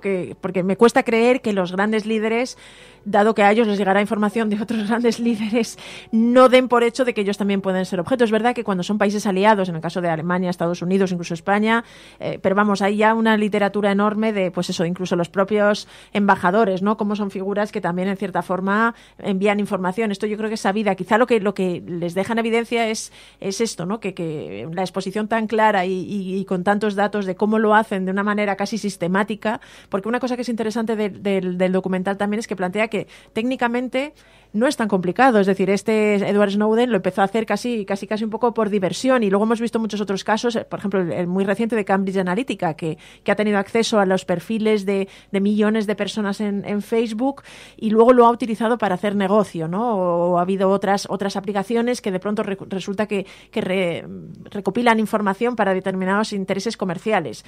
En este caso, claro, lo que denuncia Snowden es que es el propio gobierno de Estados Unidos que tiene un sistema para espiar a sus propios ciudadanos. Y esto, la exposición pública y que se sepa, esto quizás sí que es lo que le hace daño al gobierno y a los políticos. Fue entrevistado en el programa El Objetivo, Edward Snowden, y allí reveló algo que tuvo mucha repercusión en su momento, porque supimos que no solamente Edward Snowden estaba denunciando que los ciudadanos norteamericanos eran espiados de forma masiva, también múltiples ciudadanos de diferentes países del mundo, entre los que estaban los 45 millones de españoles. Snowden dijo que descubrió desde su ordenador, esto se lo contó Ana Pastor en El Objetivo, tuvimos la oportunidad de entrevistar aquí a Ana Pastor entonces, y dijo que había descubierto cómo desde su ordenador, que en España también era uno de los países espiado. Y aquí dijo, hay 45 millones de habitantes. Cada vez que alguien manda un mensaje de texto, hace una llamada, visita una web, eso crea un registro. Cada vez que haces una compra, eso genera un registro. Y llegó a cuestionar incluso que el ejecutivo de Mariano Rajoy no supiera en su día sobre este programa de espionaje que llevaba a cabo la administración norteamericana y decía que él creía que había conocimiento e incluso implicación que afectaría al CNI. Porque claro, luego aquí en España también hemos tenido nuestros propios capítulos después de conocer que había proveedores con afiliación israelí que proveían de herramientas tecnológicas para permitir al gobierno, a las fuerzas policiales intervenir, por ejemplo, aparatos telefónicos con bastante sofisticación. Pero, claro, hablamos en todo caso de que estaba denunciando una masiva intervención de las comunicaciones de todo el planeta, pero lanzada desde el gobierno norteamericano. Y entonces contaba Snowden en este documental, cuenta algunas de las prácticas. Lo que hemos intentado hacer es no tanto resumir el documental, como hacemos otras veces, que son pues hacer una presentación, nudo y desenlace, sino reunir aquellas partes informativas que nos parecían muy relevantes y que pueden ayudarnos también a comprender un poquito mejor el tipo de mundo que estamos viviendo. Lo más preocupante es que la cantidad de comunicaciones de los Estados Unidos que digiere la NSA sigue aumentando. Públicamente nos quejamos de que estamos a oscuras, pero la realidad es que nuestros accesos mejoran. Lo cierto es que en la historia de la NSA jamás han conseguido tantos datos como ahora. Conozco la ubicación de la mayoría de puntos de interceptación y que las grandes empresas de telecomunicaciones de los Estados Unidos están traicionando la confianza de sus clientes, y lo puedo demostrar. Estamos creando la mayor arma de opresión en la historia de la humanidad, pero los propios dirigentes se eximen toda responsabilidad. El director de la NSA, Keith Alexander, mintió al Congreso y lo puedo demostrar. En Estados Unidos se interceptan miles de millones de comunicaciones. Al tomar muestras de estos delitos me centré en lo que hacemos en Estados Unidos, pero créeme que la vigilancia a la que estamos sometidos es el mayor de los privilegios comparada con cómo tratamos al resto del mundo. Y eso también lo puedo demostrar.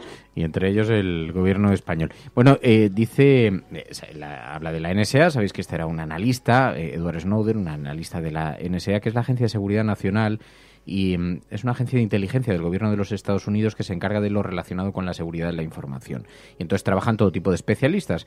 Dice Wikipedia, pues hay matemáticos, criptógrafos, lingüistas, operadores de polígrafos, expertos en radiofrecuencias, programadores, hackers, operadores de puestos de escucha, y todo esto destinado para el espionaje del gobierno norteamericano y también para su influencia en el mundo y su influencia como sistema económico, ¿no? Bueno, hay muchas cosas en el documental que nos ayudan a comprender mejor la naturaleza de este tipo de comunicaciones. ¿Qué es lo que sucede? ¿Por qué lo hacen? ¿Por qué lo hizo Edward Snowden? ¿Por qué dio a conocer esto? Porque luego nos llama también mucho la atención la figura del cruzado. Alguien que hace de esto su destino vital sabiendo que le va a representar enormes dificultades. Hemos visto aquí el caso de Falciani, que ahora está pasando este periplo judicial, que primero es detenido, después es puesto en libertad, pero no se le permite salir del país. En fin, todas estas cosas que estamos viviendo y que, claro, dices, ¿por qué alguien decide que su vida se quede sometida a estas enormes presiones, no? Recuerdo cómo era Internet antes de que empezaran a vigilarlo. Nunca ha habido nada igual en la historia de la humanidad. Me refiero a que niños de cualquier parte del mundo podían mantener una conversación. Y sabías que respetarían su conversación y sus ideas, igual que la de expertos en cierto campo de otro rincón del mundo, que estuviesen hablando de cualquier cosa, en cualquier sitio, en cualquier momento, en todo momento. Era libre y sin restricciones. Y hemos visto cómo todo esto se enfriaba, se congelaba, y el modelo ha cambiado hasta el punto de que la gente controla lo que ve y literalmente bromea diciendo que van a acabar en la lista si realizan un donativo a una causa política o si dicen algo en una conversación. Todos esperamos que nos vigilen. Muchas personas con las que he hablado mencionan que tienen cuidado con lo que escriben en sus búsquedas en Internet porque saben que se registra. Eso limita las fronteras de su exploración intelectual.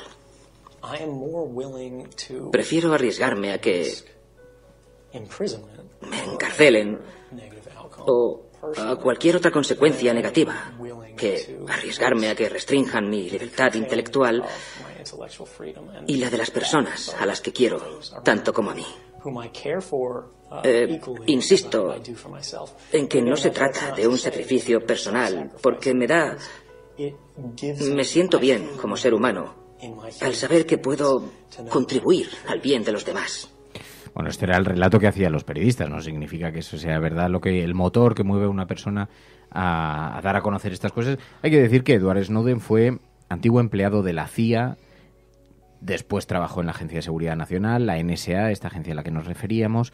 Hizo públicos a través del Washington Post y The Guardian todos estos documentos clasificados, estaban clasificados como alto secreto, y después de un periplo que le llevó a varios países, huyó de Hong Kong hacia Rusia. Ha solicitado asilo en Ecuador, digamos que es una persona que está proscrita y tal, pero ahora vive en Rusia. Claro, esto también nos llama la atención, porque dices, yo entiendo que las autoridades rusas no le acogen porque sí, no le acogen para nada. Bueno, a lo mejor estamos viviendo todo un asunto relacionado más con el espionaje que con otra cuestión, pero en todo caso vivimos en una sociedad, todos coincidimos en algunas de las cosas que estaba diciendo Snowden. Es verdad, las posibilidades de Internet como gran herramienta de comunicación humana, prácticamente sin límites, así es como nace, así es como lo conocimos, y la manera en la que poco a poco se va convirtiendo y va siendo objeto de espionaje, de vigilancia, etcétera, etcétera, ¿no? Que también hemos sufrido esto en nuestro país. Y de control, y claro, van viendo también la capacidad de que se generen y que se desarrollen movimientos que no se pueden controlar, pues las primaveras árabes, por ejemplo, el mismo, en fin, las mismas, no es directamente con Internet, pero las propias manifestaciones de después de los atentados del 11M aquí en España, en China ha habido otros muchos ejemplos. Al final es verdad, la tecnología abierta y sin ningún filtro, sin ningún control, genera la capacidad de que los seres humanos se comuniquen y bueno, surjan un montón de proyectos, de ideas, de plataformas, de movimientos, y eso es evidente que a determinados gobiernos no les hace mucha gracia y les deja bastante intranquilos, pero es verdad que también es verdad que Snowden es un perfil que se le ha acusado de ser muy narcisista, ¿no? Era alguien que quería. También se decía de Daniel Ellsberg, por ejemplo, que filtró los papeles del Pentágono. Bueno, pero también se dijo de Julian Assange. También. Siempre se le retrata siempre a estas personas. Es decir, es verdad que tienes que querer un cierto protagonismo o asumir, o saber que vas a tener un cierto protagonismo, que vas a estar ahí en el foco, en la diana, que te van a criticar muchísimo.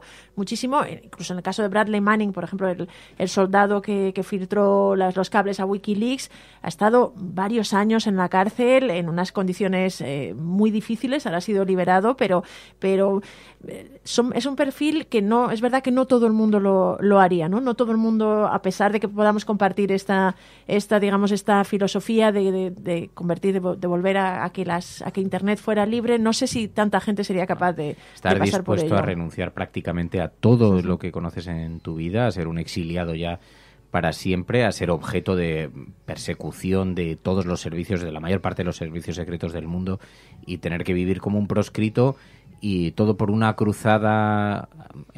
Pues probablemente tendrá algún capítulo así un poco intelectualizado sobre lo que representa el mundo, pero también algo de cuestión personal, no lo sé. Desde luego es admirable en términos históricos, es bastante admirable, ¿no? La gente así, la gente que está dispuesta a sacrificar su vida por una idea, ¿no? Bueno, de hecho, él en el propio documental no le preguntan esto, que aparte del para qué, también él acaba diciendo que él sabe que le van a seguramente a criminalizar con cuestiones personales, sacándolas de contexto. Y bueno, él de hecho les pide a los periodistas que por favor no se personalice esta información, sino que simplemente pues se hable de esta información, no tanto del autor de la misma. Y yo creo que esta también es una manera de criminalización a la hora de cuando ves un filtrador así de esta manera, bueno, pues lo que haces es criminalizarle con cuestiones personales. Lo vimos también con Assange, que también pues pasó por esto. Y luego también lo que hablabais del nacimiento de Internet. Yo recuerdo, además en la carrera nos lo decía, ¿no? La democratización de la comunicación y demás, pero claro, al final cuando hay un sistema sin control, totalmente anárquico, pues claro, tiene que haber un control.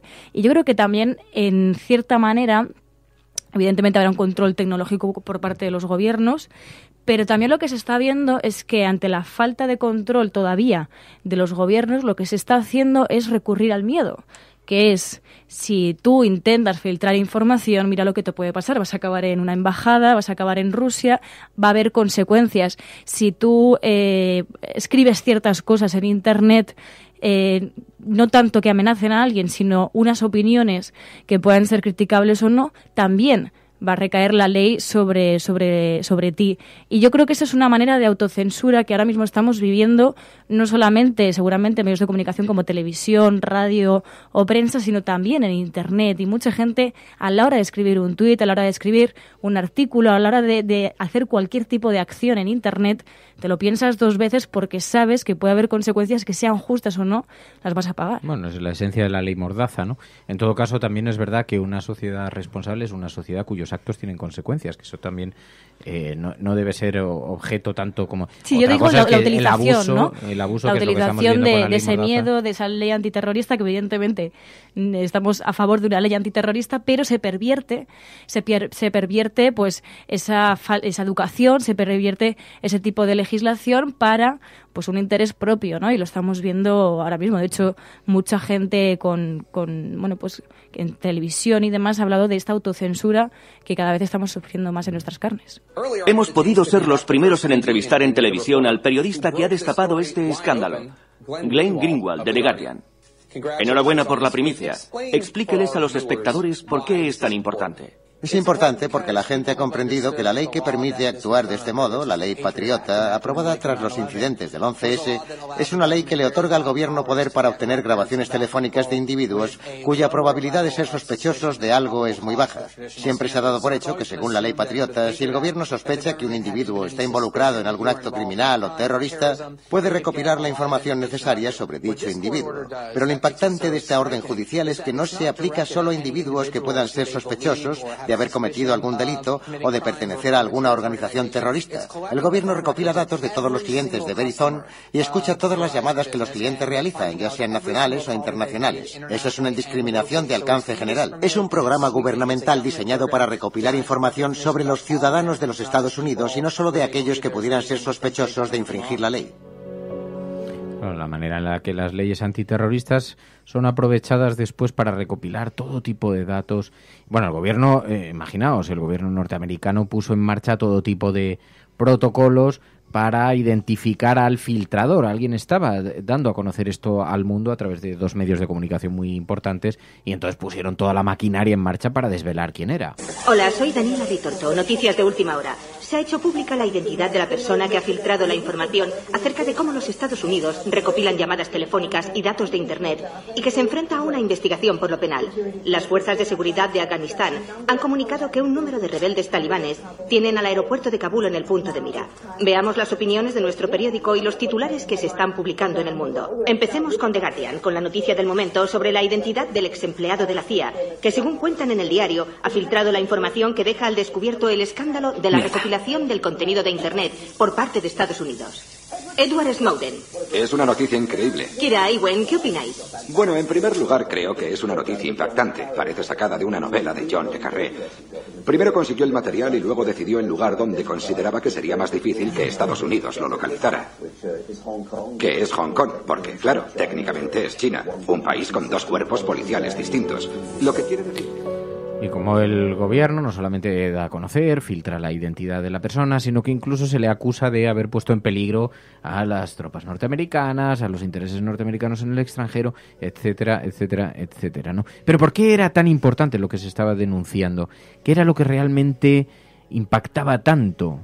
El gobierno de Estados Unidos es capaz de obtener no solo los metadatos, sino el contenido de los correos electrónicos o de cualquier conversación que se mantenga por teléfono o de lo que se busca en Google, las páginas web que visitamos, los documentos que enviamos a compañeros. Este sistema es capaz de rastrear prácticamente toda la actividad que realizamos en línea. Y si eres un periodista que está investigando al gobierno de Estados Unidos, si trabajas en una empresa que tenga competencia en Estados Unidos, o si trabajas en asuntos de derechos humanos que involucren negativamente al gobierno de Estados Unidos, o si trabajas en cualquier otro campo, pueden interceptar tus comunicaciones con mucha facilidad. Si eres estadounidense y vives en Estados Unidos, necesitan un permiso judicial para hacerlo, y siempre la obtienen. Pero si no eres estadounidense, ni siquiera necesitan ningún tipo de permiso especial. Quizá por ahora sea difícil predecir qué consecuencias van a surgir a causa de la supresión de la privacidad, pero está claro que el impacto será muy fuerte. La posibilidad de los ciudadanos para manifestarse o de organizarse se reduce drásticamente cuando se pierde la privacidad. La privacidad, que es perderla es la mejor forma de desactivar la capacidad de organización de los ciudadanos, lo explicaban. Bueno, además lo sabemos en un día en el que estamos conociendo algunos datos muy inquietantes sobre la filtración, la gran filtración de datos de Facebook. Sabéis que había una compañía que estaba participando, no se sabe muy bien si en connivencia con políticos, gobiernos extranjeros, recopilando datos de Facebook para intentar influir en la opinión pública, y más de 137.000 usuarios españoles parecen haber sido afectados por el robo y manipulación de datos llevados a cabo por la empresa de marketing político Cambridge Analytica. Lo estimó Facebook hace unas horas, que además ha dicho que hay 87 millones de personas, de usuarios, cuyos datos han sido tratados por esa compañía. Así que si alguna vez has escrito algún mensaje de carácter político, si alguna vez te has pronunciado en ciertos términos, si has navegado por ciertas páginas, si has pulsado algunos de los links que te envían, si te has intercambiado información con políticos a través de Facebook, a través de tal, pues todo esto, si formas parte de uno de esos 137.000 usuarios, que no parece tan difícil, pues tus datos probablemente han sido analizados y has sido partícipe de una manera o de otra de todo esto. Es verdad, el rastro que dejamos en las redes es absolutamente... Llega a ser un poquito... Llega a producir vértigo. Que es un poco lo que decías tú, Pilar, al principio, ¿no? Que te parece casi... Te acercas al abismo, ¿no? La cuestión es si prefieres mantenerte al margen también de las grandes posibilidades que dan las nuevas tecnologías.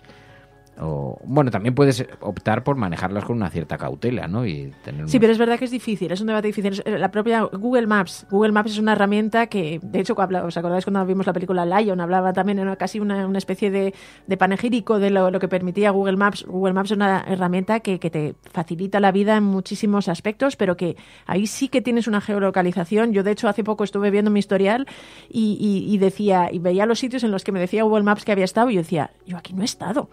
Y luego empezaba a pensar, y había estado, es verdad. Es decir, estas cosas que queda ahí un registro tan físico y tan no sé, delimitado, ¿no? Y tan detallado de tus actividades que da un poco de miedo. Claro, no sé si sería capaz de renunciar a todo lo bueno que por otro lado te da Google Maps. Pero yo recuerdo, ante estas cosas también se nos sobrepasa un poquito, y a veces tenemos cierto escepticismo porque dices, ¿qué van a hacer con todos esos datos míos? Que yo no tengo ningún tipo de importancia. Y de hecho recuerdo que cuando, después del atentado del 11M, se reveló que el CNI había espiado telefónicamente a algunos de los implicados, pero no tenía personal para examinar todas esas grabaciones y no había podido extraer la información que había. Es decir, hablamos además, imaginaros, todas las comunicaciones, los emails de millones de personas, pero es que esos datos luego sí se pueden utilizar para ciertas cosas. Es verdad que no todo el rastro que dejamos probablemente vaya a servir para una gran conspiración, pero luego en casos como Cambridge Analytica te das cuenta de que hay gente que sí es capaz de, ya sea elaborando un algoritmo o digamos con algún sistema informático que sea capaz de extraer o los me gusta, o para crear perfiles. Es mucho más, tiene muchas más posibilidades y peligros, entre comillas, de lo que a lo mejor somos capaces de ver ahora mismo.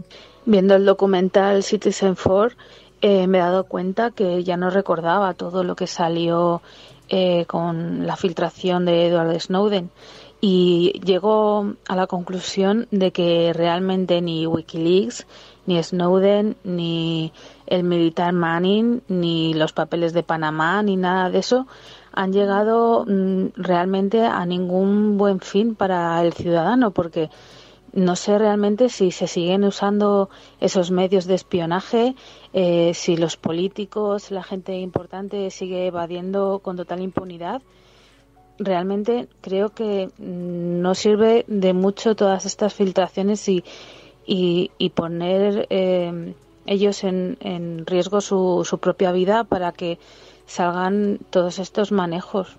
Bueno, sí, yo creo que sí que sirve. Tiene como objeto no solamente que conozcamos mejor qué es lo que está ocurriendo. La información siempre es beneficiosa, que tengamos información sobre lo que ocurre con nuestros datos, porque eso permite que nos comportemos pues también con unas ciertas precauciones para según qué cosas. Pero no solamente eso, sino los propios datos que proporcionó Falciani al gobierno permitieron, por ejemplo, inspecciones fiscales a fortunas muy importantes de gente que tenía el dinero y que estaba evadiendo impuestos en el exterior, y que incluso ese dinero volviera, no todo, pero que hubiera cantidades de dinero que volvieran a las arcas públicas, que eso beneficia finalmente a todo el mundo. Y no solamente eso, yo creo que nos da un conocimiento más preciso de cuáles son las posibilidades y los límites y los márgenes, ¿no? Y las denuncias, que es verdad que en términos personales a lo mejor no es muy, para los denunciantes, a lo mejor no es muy rentable humanamente, ¿no? Porque les condena de por vida a llevar una vida casi en el exilio y en la oscuridad. Pero, fíjate, hay algo, cuando decías, es verdad que tal cantidad de datos que se generan es muy difícil que puedan ser procesados como para que podamos preocuparnos a nivel individual, ¿no? Porque dices, se necesitaría una maquinaria de un poder, pero es verdad que, por ejemplo, se permiten ciertas cosas. Yo, que soy muy escéptico, además me he pasado los últimos 22 años haciendo información tecnológica en medios de comunicación, y aún así, que además con un discurso muy tecnodeterminista, lo que va a cambiar el mundo, lo que va a cambiar la sociedad. Una vez que Iñaki Gabilondo, hablando con él, me dijo, bueno, cuidado, porque sí, todo esto tiene enormes posibilidades, cambia profundamente la humanidad, la sociedad, todo, pero cuidado con las nuevas teologías, ¿no? Porque es verdad, dices, una cosa que parece que se ha estado utilizando en la campaña electoral con Trump es ver los hábitos y las preocupaciones de la gente en Facebook para ofrecerles información. Por ejemplo, si había gente muy preocupada por el uso de armas en según qué regiones de Estados Unidos, porque se había producido algún tipo de acto o bien terrorista o bien de estos que se producen en las escuelas norteamericanas con cierta frecuencia, pues entonces se les dirigía publicidad muy, muy enfocada a aquellas personas que en las redes sociales se habían manifestado preocupadas por este tema, sobre la política de armas de Donald Trump, sobre sus respuestas y tal. Pero estamos hablando de propaganda, en realidad. Propaganda muy eficaz, muy bien dirigida. Es verdad que también se mezcla con las fake news, diciendo, pues además, lo que dicen los contrarios, lo que dicen tus rivales políticos es que van a facilitar, y bombardean con eso. Pero cuidado con la eficacia de estas cosas, aunque todos seamos, y yo estoy seguro que entre los oyentes hay muchos, muy convencidos de las posibilidades de la tecnología, ¿no?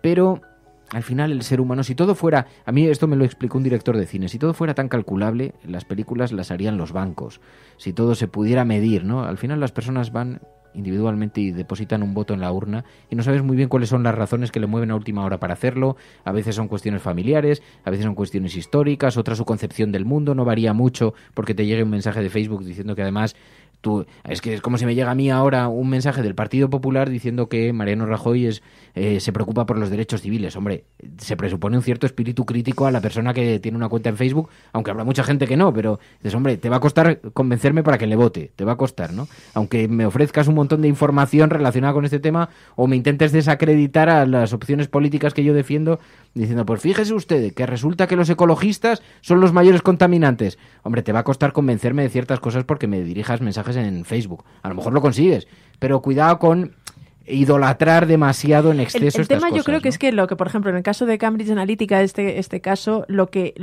se averiguaba era que lo que creaban eran perfiles a los que sí eran susceptibles de ser influenciados por este tipo de gente que a lo mejor, bueno, no votaba republicano, pero bueno, se estaba planteando, al final, por digamos las preferencias y las cosas que más te van interesando, vas viendo que quizá te preocupa pues esto, la pérdida de trabajos, que puedes ser sensible a determinados mensajes. Pero eso te hace cambiar un voto. Yo lo que digo es porque he discutido mucho con algunos compañeros de profesión al hilo de toda esta información sobre Rusia y sobre la manera en la que y algunos compañeros además del país con los que he tenido conversaciones muy airadas. Porque yo digo, vamos a ver, si todo esto está muy bien, pero estamos convirtiendo en un tema capital, de verdad, vuelvo a insistir, ¿tú crees que habría una manera de convencer a un ciudadano de que cambie sustancialmente su voto porque se le ofrezca información? El tema es que hemos tenido dos ejemplos muy claros de votaciones que han sido difíciles de entender. La victoria de Donald Trump y el Brexit. Pero han sido difíciles de entender para los grandes mass media. Pero eso no significa... Incluso para los conociendo ciudadanos... la sociedad norteamericana, ¿tú crees que era difícil de entender? Y la británica también. Es decir, yo creo que era no era descartable, porque de hecho las encuestas indicaban, y al final la diferencia estaba dentro del margen de error. Las encuestas indicaban que Hillary Clinton iba a ganar, pero el margen de error al final fue lo que la diferencia, ¿no? que hubo. Pero el Brexit también, es decir, son cosas en las que las emociones estuvieron muy presentes en esas dos votaciones en concreto. Se apeló mucho a las emociones y a lo mejor al volver al pasado glorioso un poquito. Y todo este tipo de cosas sí que son influenciables. Nunca se llegará a saber si realmente, porque no es cuantificable este efecto. Pero bueno, ahí están las dos victorias y ahora descubrimos que había una empresa que se dedicó a hacer los perfiles. En fin, no, yo también soy ciertamente escéptica, o sea, guardo un poco de escepticismo como tú ante ello. Evidentemente pero la hay verdad gente es que, a la que le puede afectar, pero sería como decir que la televisión no afecta. La televisión también afecta y también puede haber gente que esté dudando entre dos opciones políticas y entonces en los márgenes en los que se producen, pero son dos opciones eso no lo que puedes controlar. Pero son relativamente similares, además. Lo puedes controlar menos, ¿no? Una red social. Yo creo que hay un poco de exceso de darle una sobreimportancia. A ver, es muy interesante y es un fenómeno muy interesante y tenemos que estar atentos y todo esto. Pero yo diría, las fake news son una gran fake news. Porque el concepto de fake news, si analizamos las portadas de los periódicos de este país, entonces, ¿cómo las denominamos? Errores editoriales. No, es que lo mío son errores editoriales, los tuyos son fake news, hombre. Pues depende, ¿no?, de cómo lo miremos. También hay un intento de influencia, también se dirige a un electorado concreto, también se hace de una forma analítica y también se pretende un objetivo político.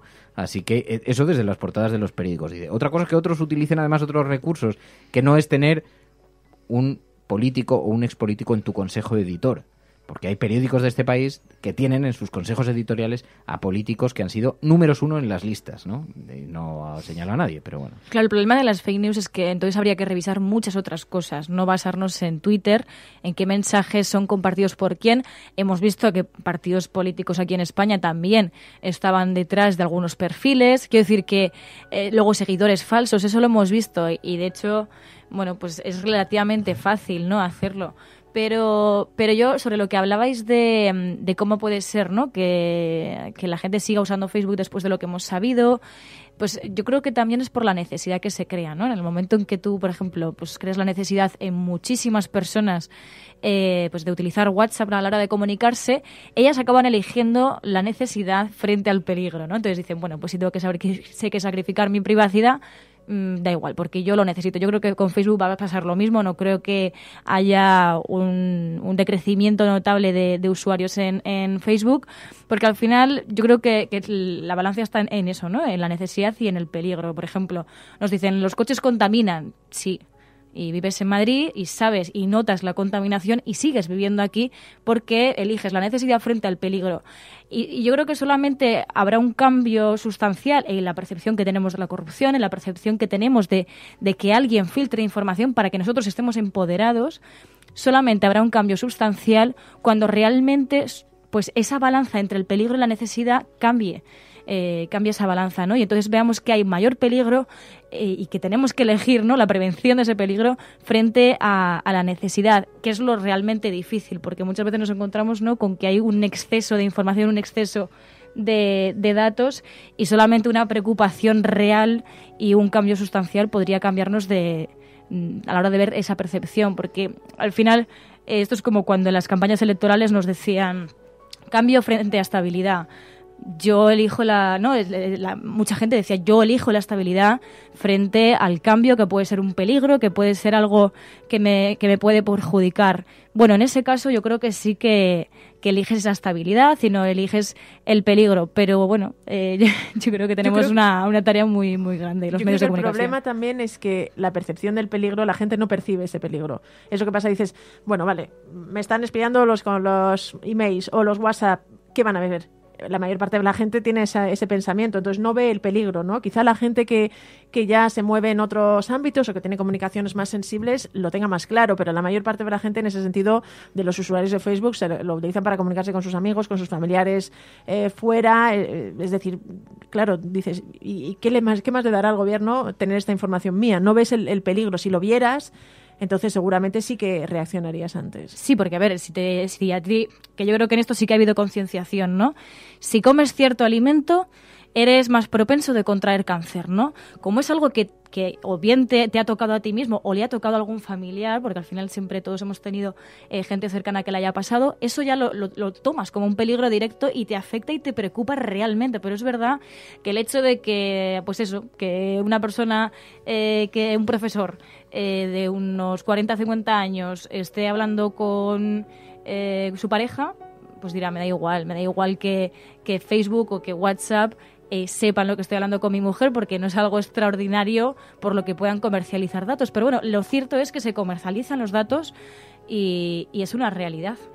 Tiene riesgos, algunos que son los que vemos evidentes y otros que son los no evidentes.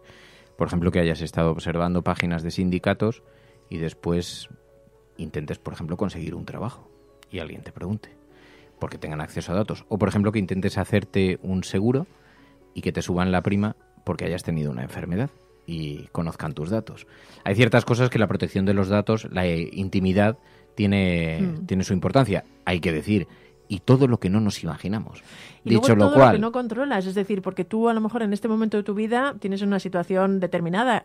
¿Quién no te dice que dentro de 1 año, 2 años o incluso 2 semanas vayas a cambiar? Cuando no hemos visto pues todas estas situaciones que les da a gente a lo mejor totalmente anónima y cuando salen hackean su página de Facebook o se meten en su página de Facebook y divulgan sus fotos personales y de pronto te pones en escaparate. Yo creo que la privacidad sí, es verdad que no somos conscientes, pero es lo que intentaba decir, ¿no? Que hay muchos peligros ahí que hay que estar pendiente de ello y hay que tenerlo presente, que no es, desde luego, inocua no es.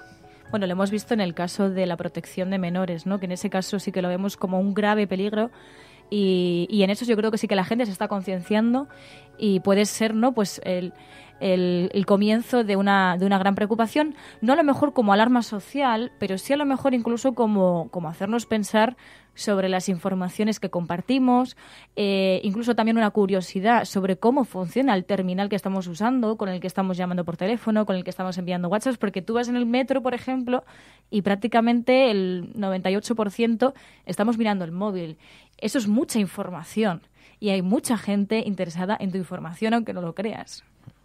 Bueno, pues este es el tema elegido esta semana por la cafetera, por los oyentes de la cafetera, el documental, la película documental Citizenfour, una película del año 2014 que retrata la historia de Edward Snowden, la gran filtración de datos que tuvo lugar en Estados Unidos a través del Washington Post y a través de The Guardian, el medio británico, que denunció ante el mundo la manera en la que el gobierno de los Estados Unidos estaba interviniendo todas las comunicaciones. Bueno, la semana que viene ahora ponemos un tuit, si os parece, y ya indicamos a ver cuál es la película, ponemos una votación, pero sí os pedimos participación, porque se trata de que esto sea un ejercicio colectivo y para eso necesitamos vuestra ayuda. Así que nada, nos vamos a marchar.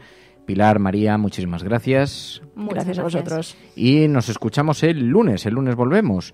No faltéis y estad muy atentos a la cita del día 12 de mayo. Os queremos a todos en Madrid para hacer ese gran encuentro cafetero, esa gran desvirtualización, podernos abrazar, podernos conocer personalmente y lo pasaremos bien. Va a haber invitados interesantes y lo vamos a pasar muy bien. Gracias a todas por vuestra compañía. Si estás escuchando esto, eres La Resistencia y no estás sola allí donde estés. Buenos días, buenas tardes o buenas noches. La Cafetera es un programa de radio que se financia gracias a las aportaciones de los oyentes. Si te gusta el periodismo que defiende y sientes que te acompaña, hazte mecenas y ayúdanos. Infórmate en radiocable.com/mecenas.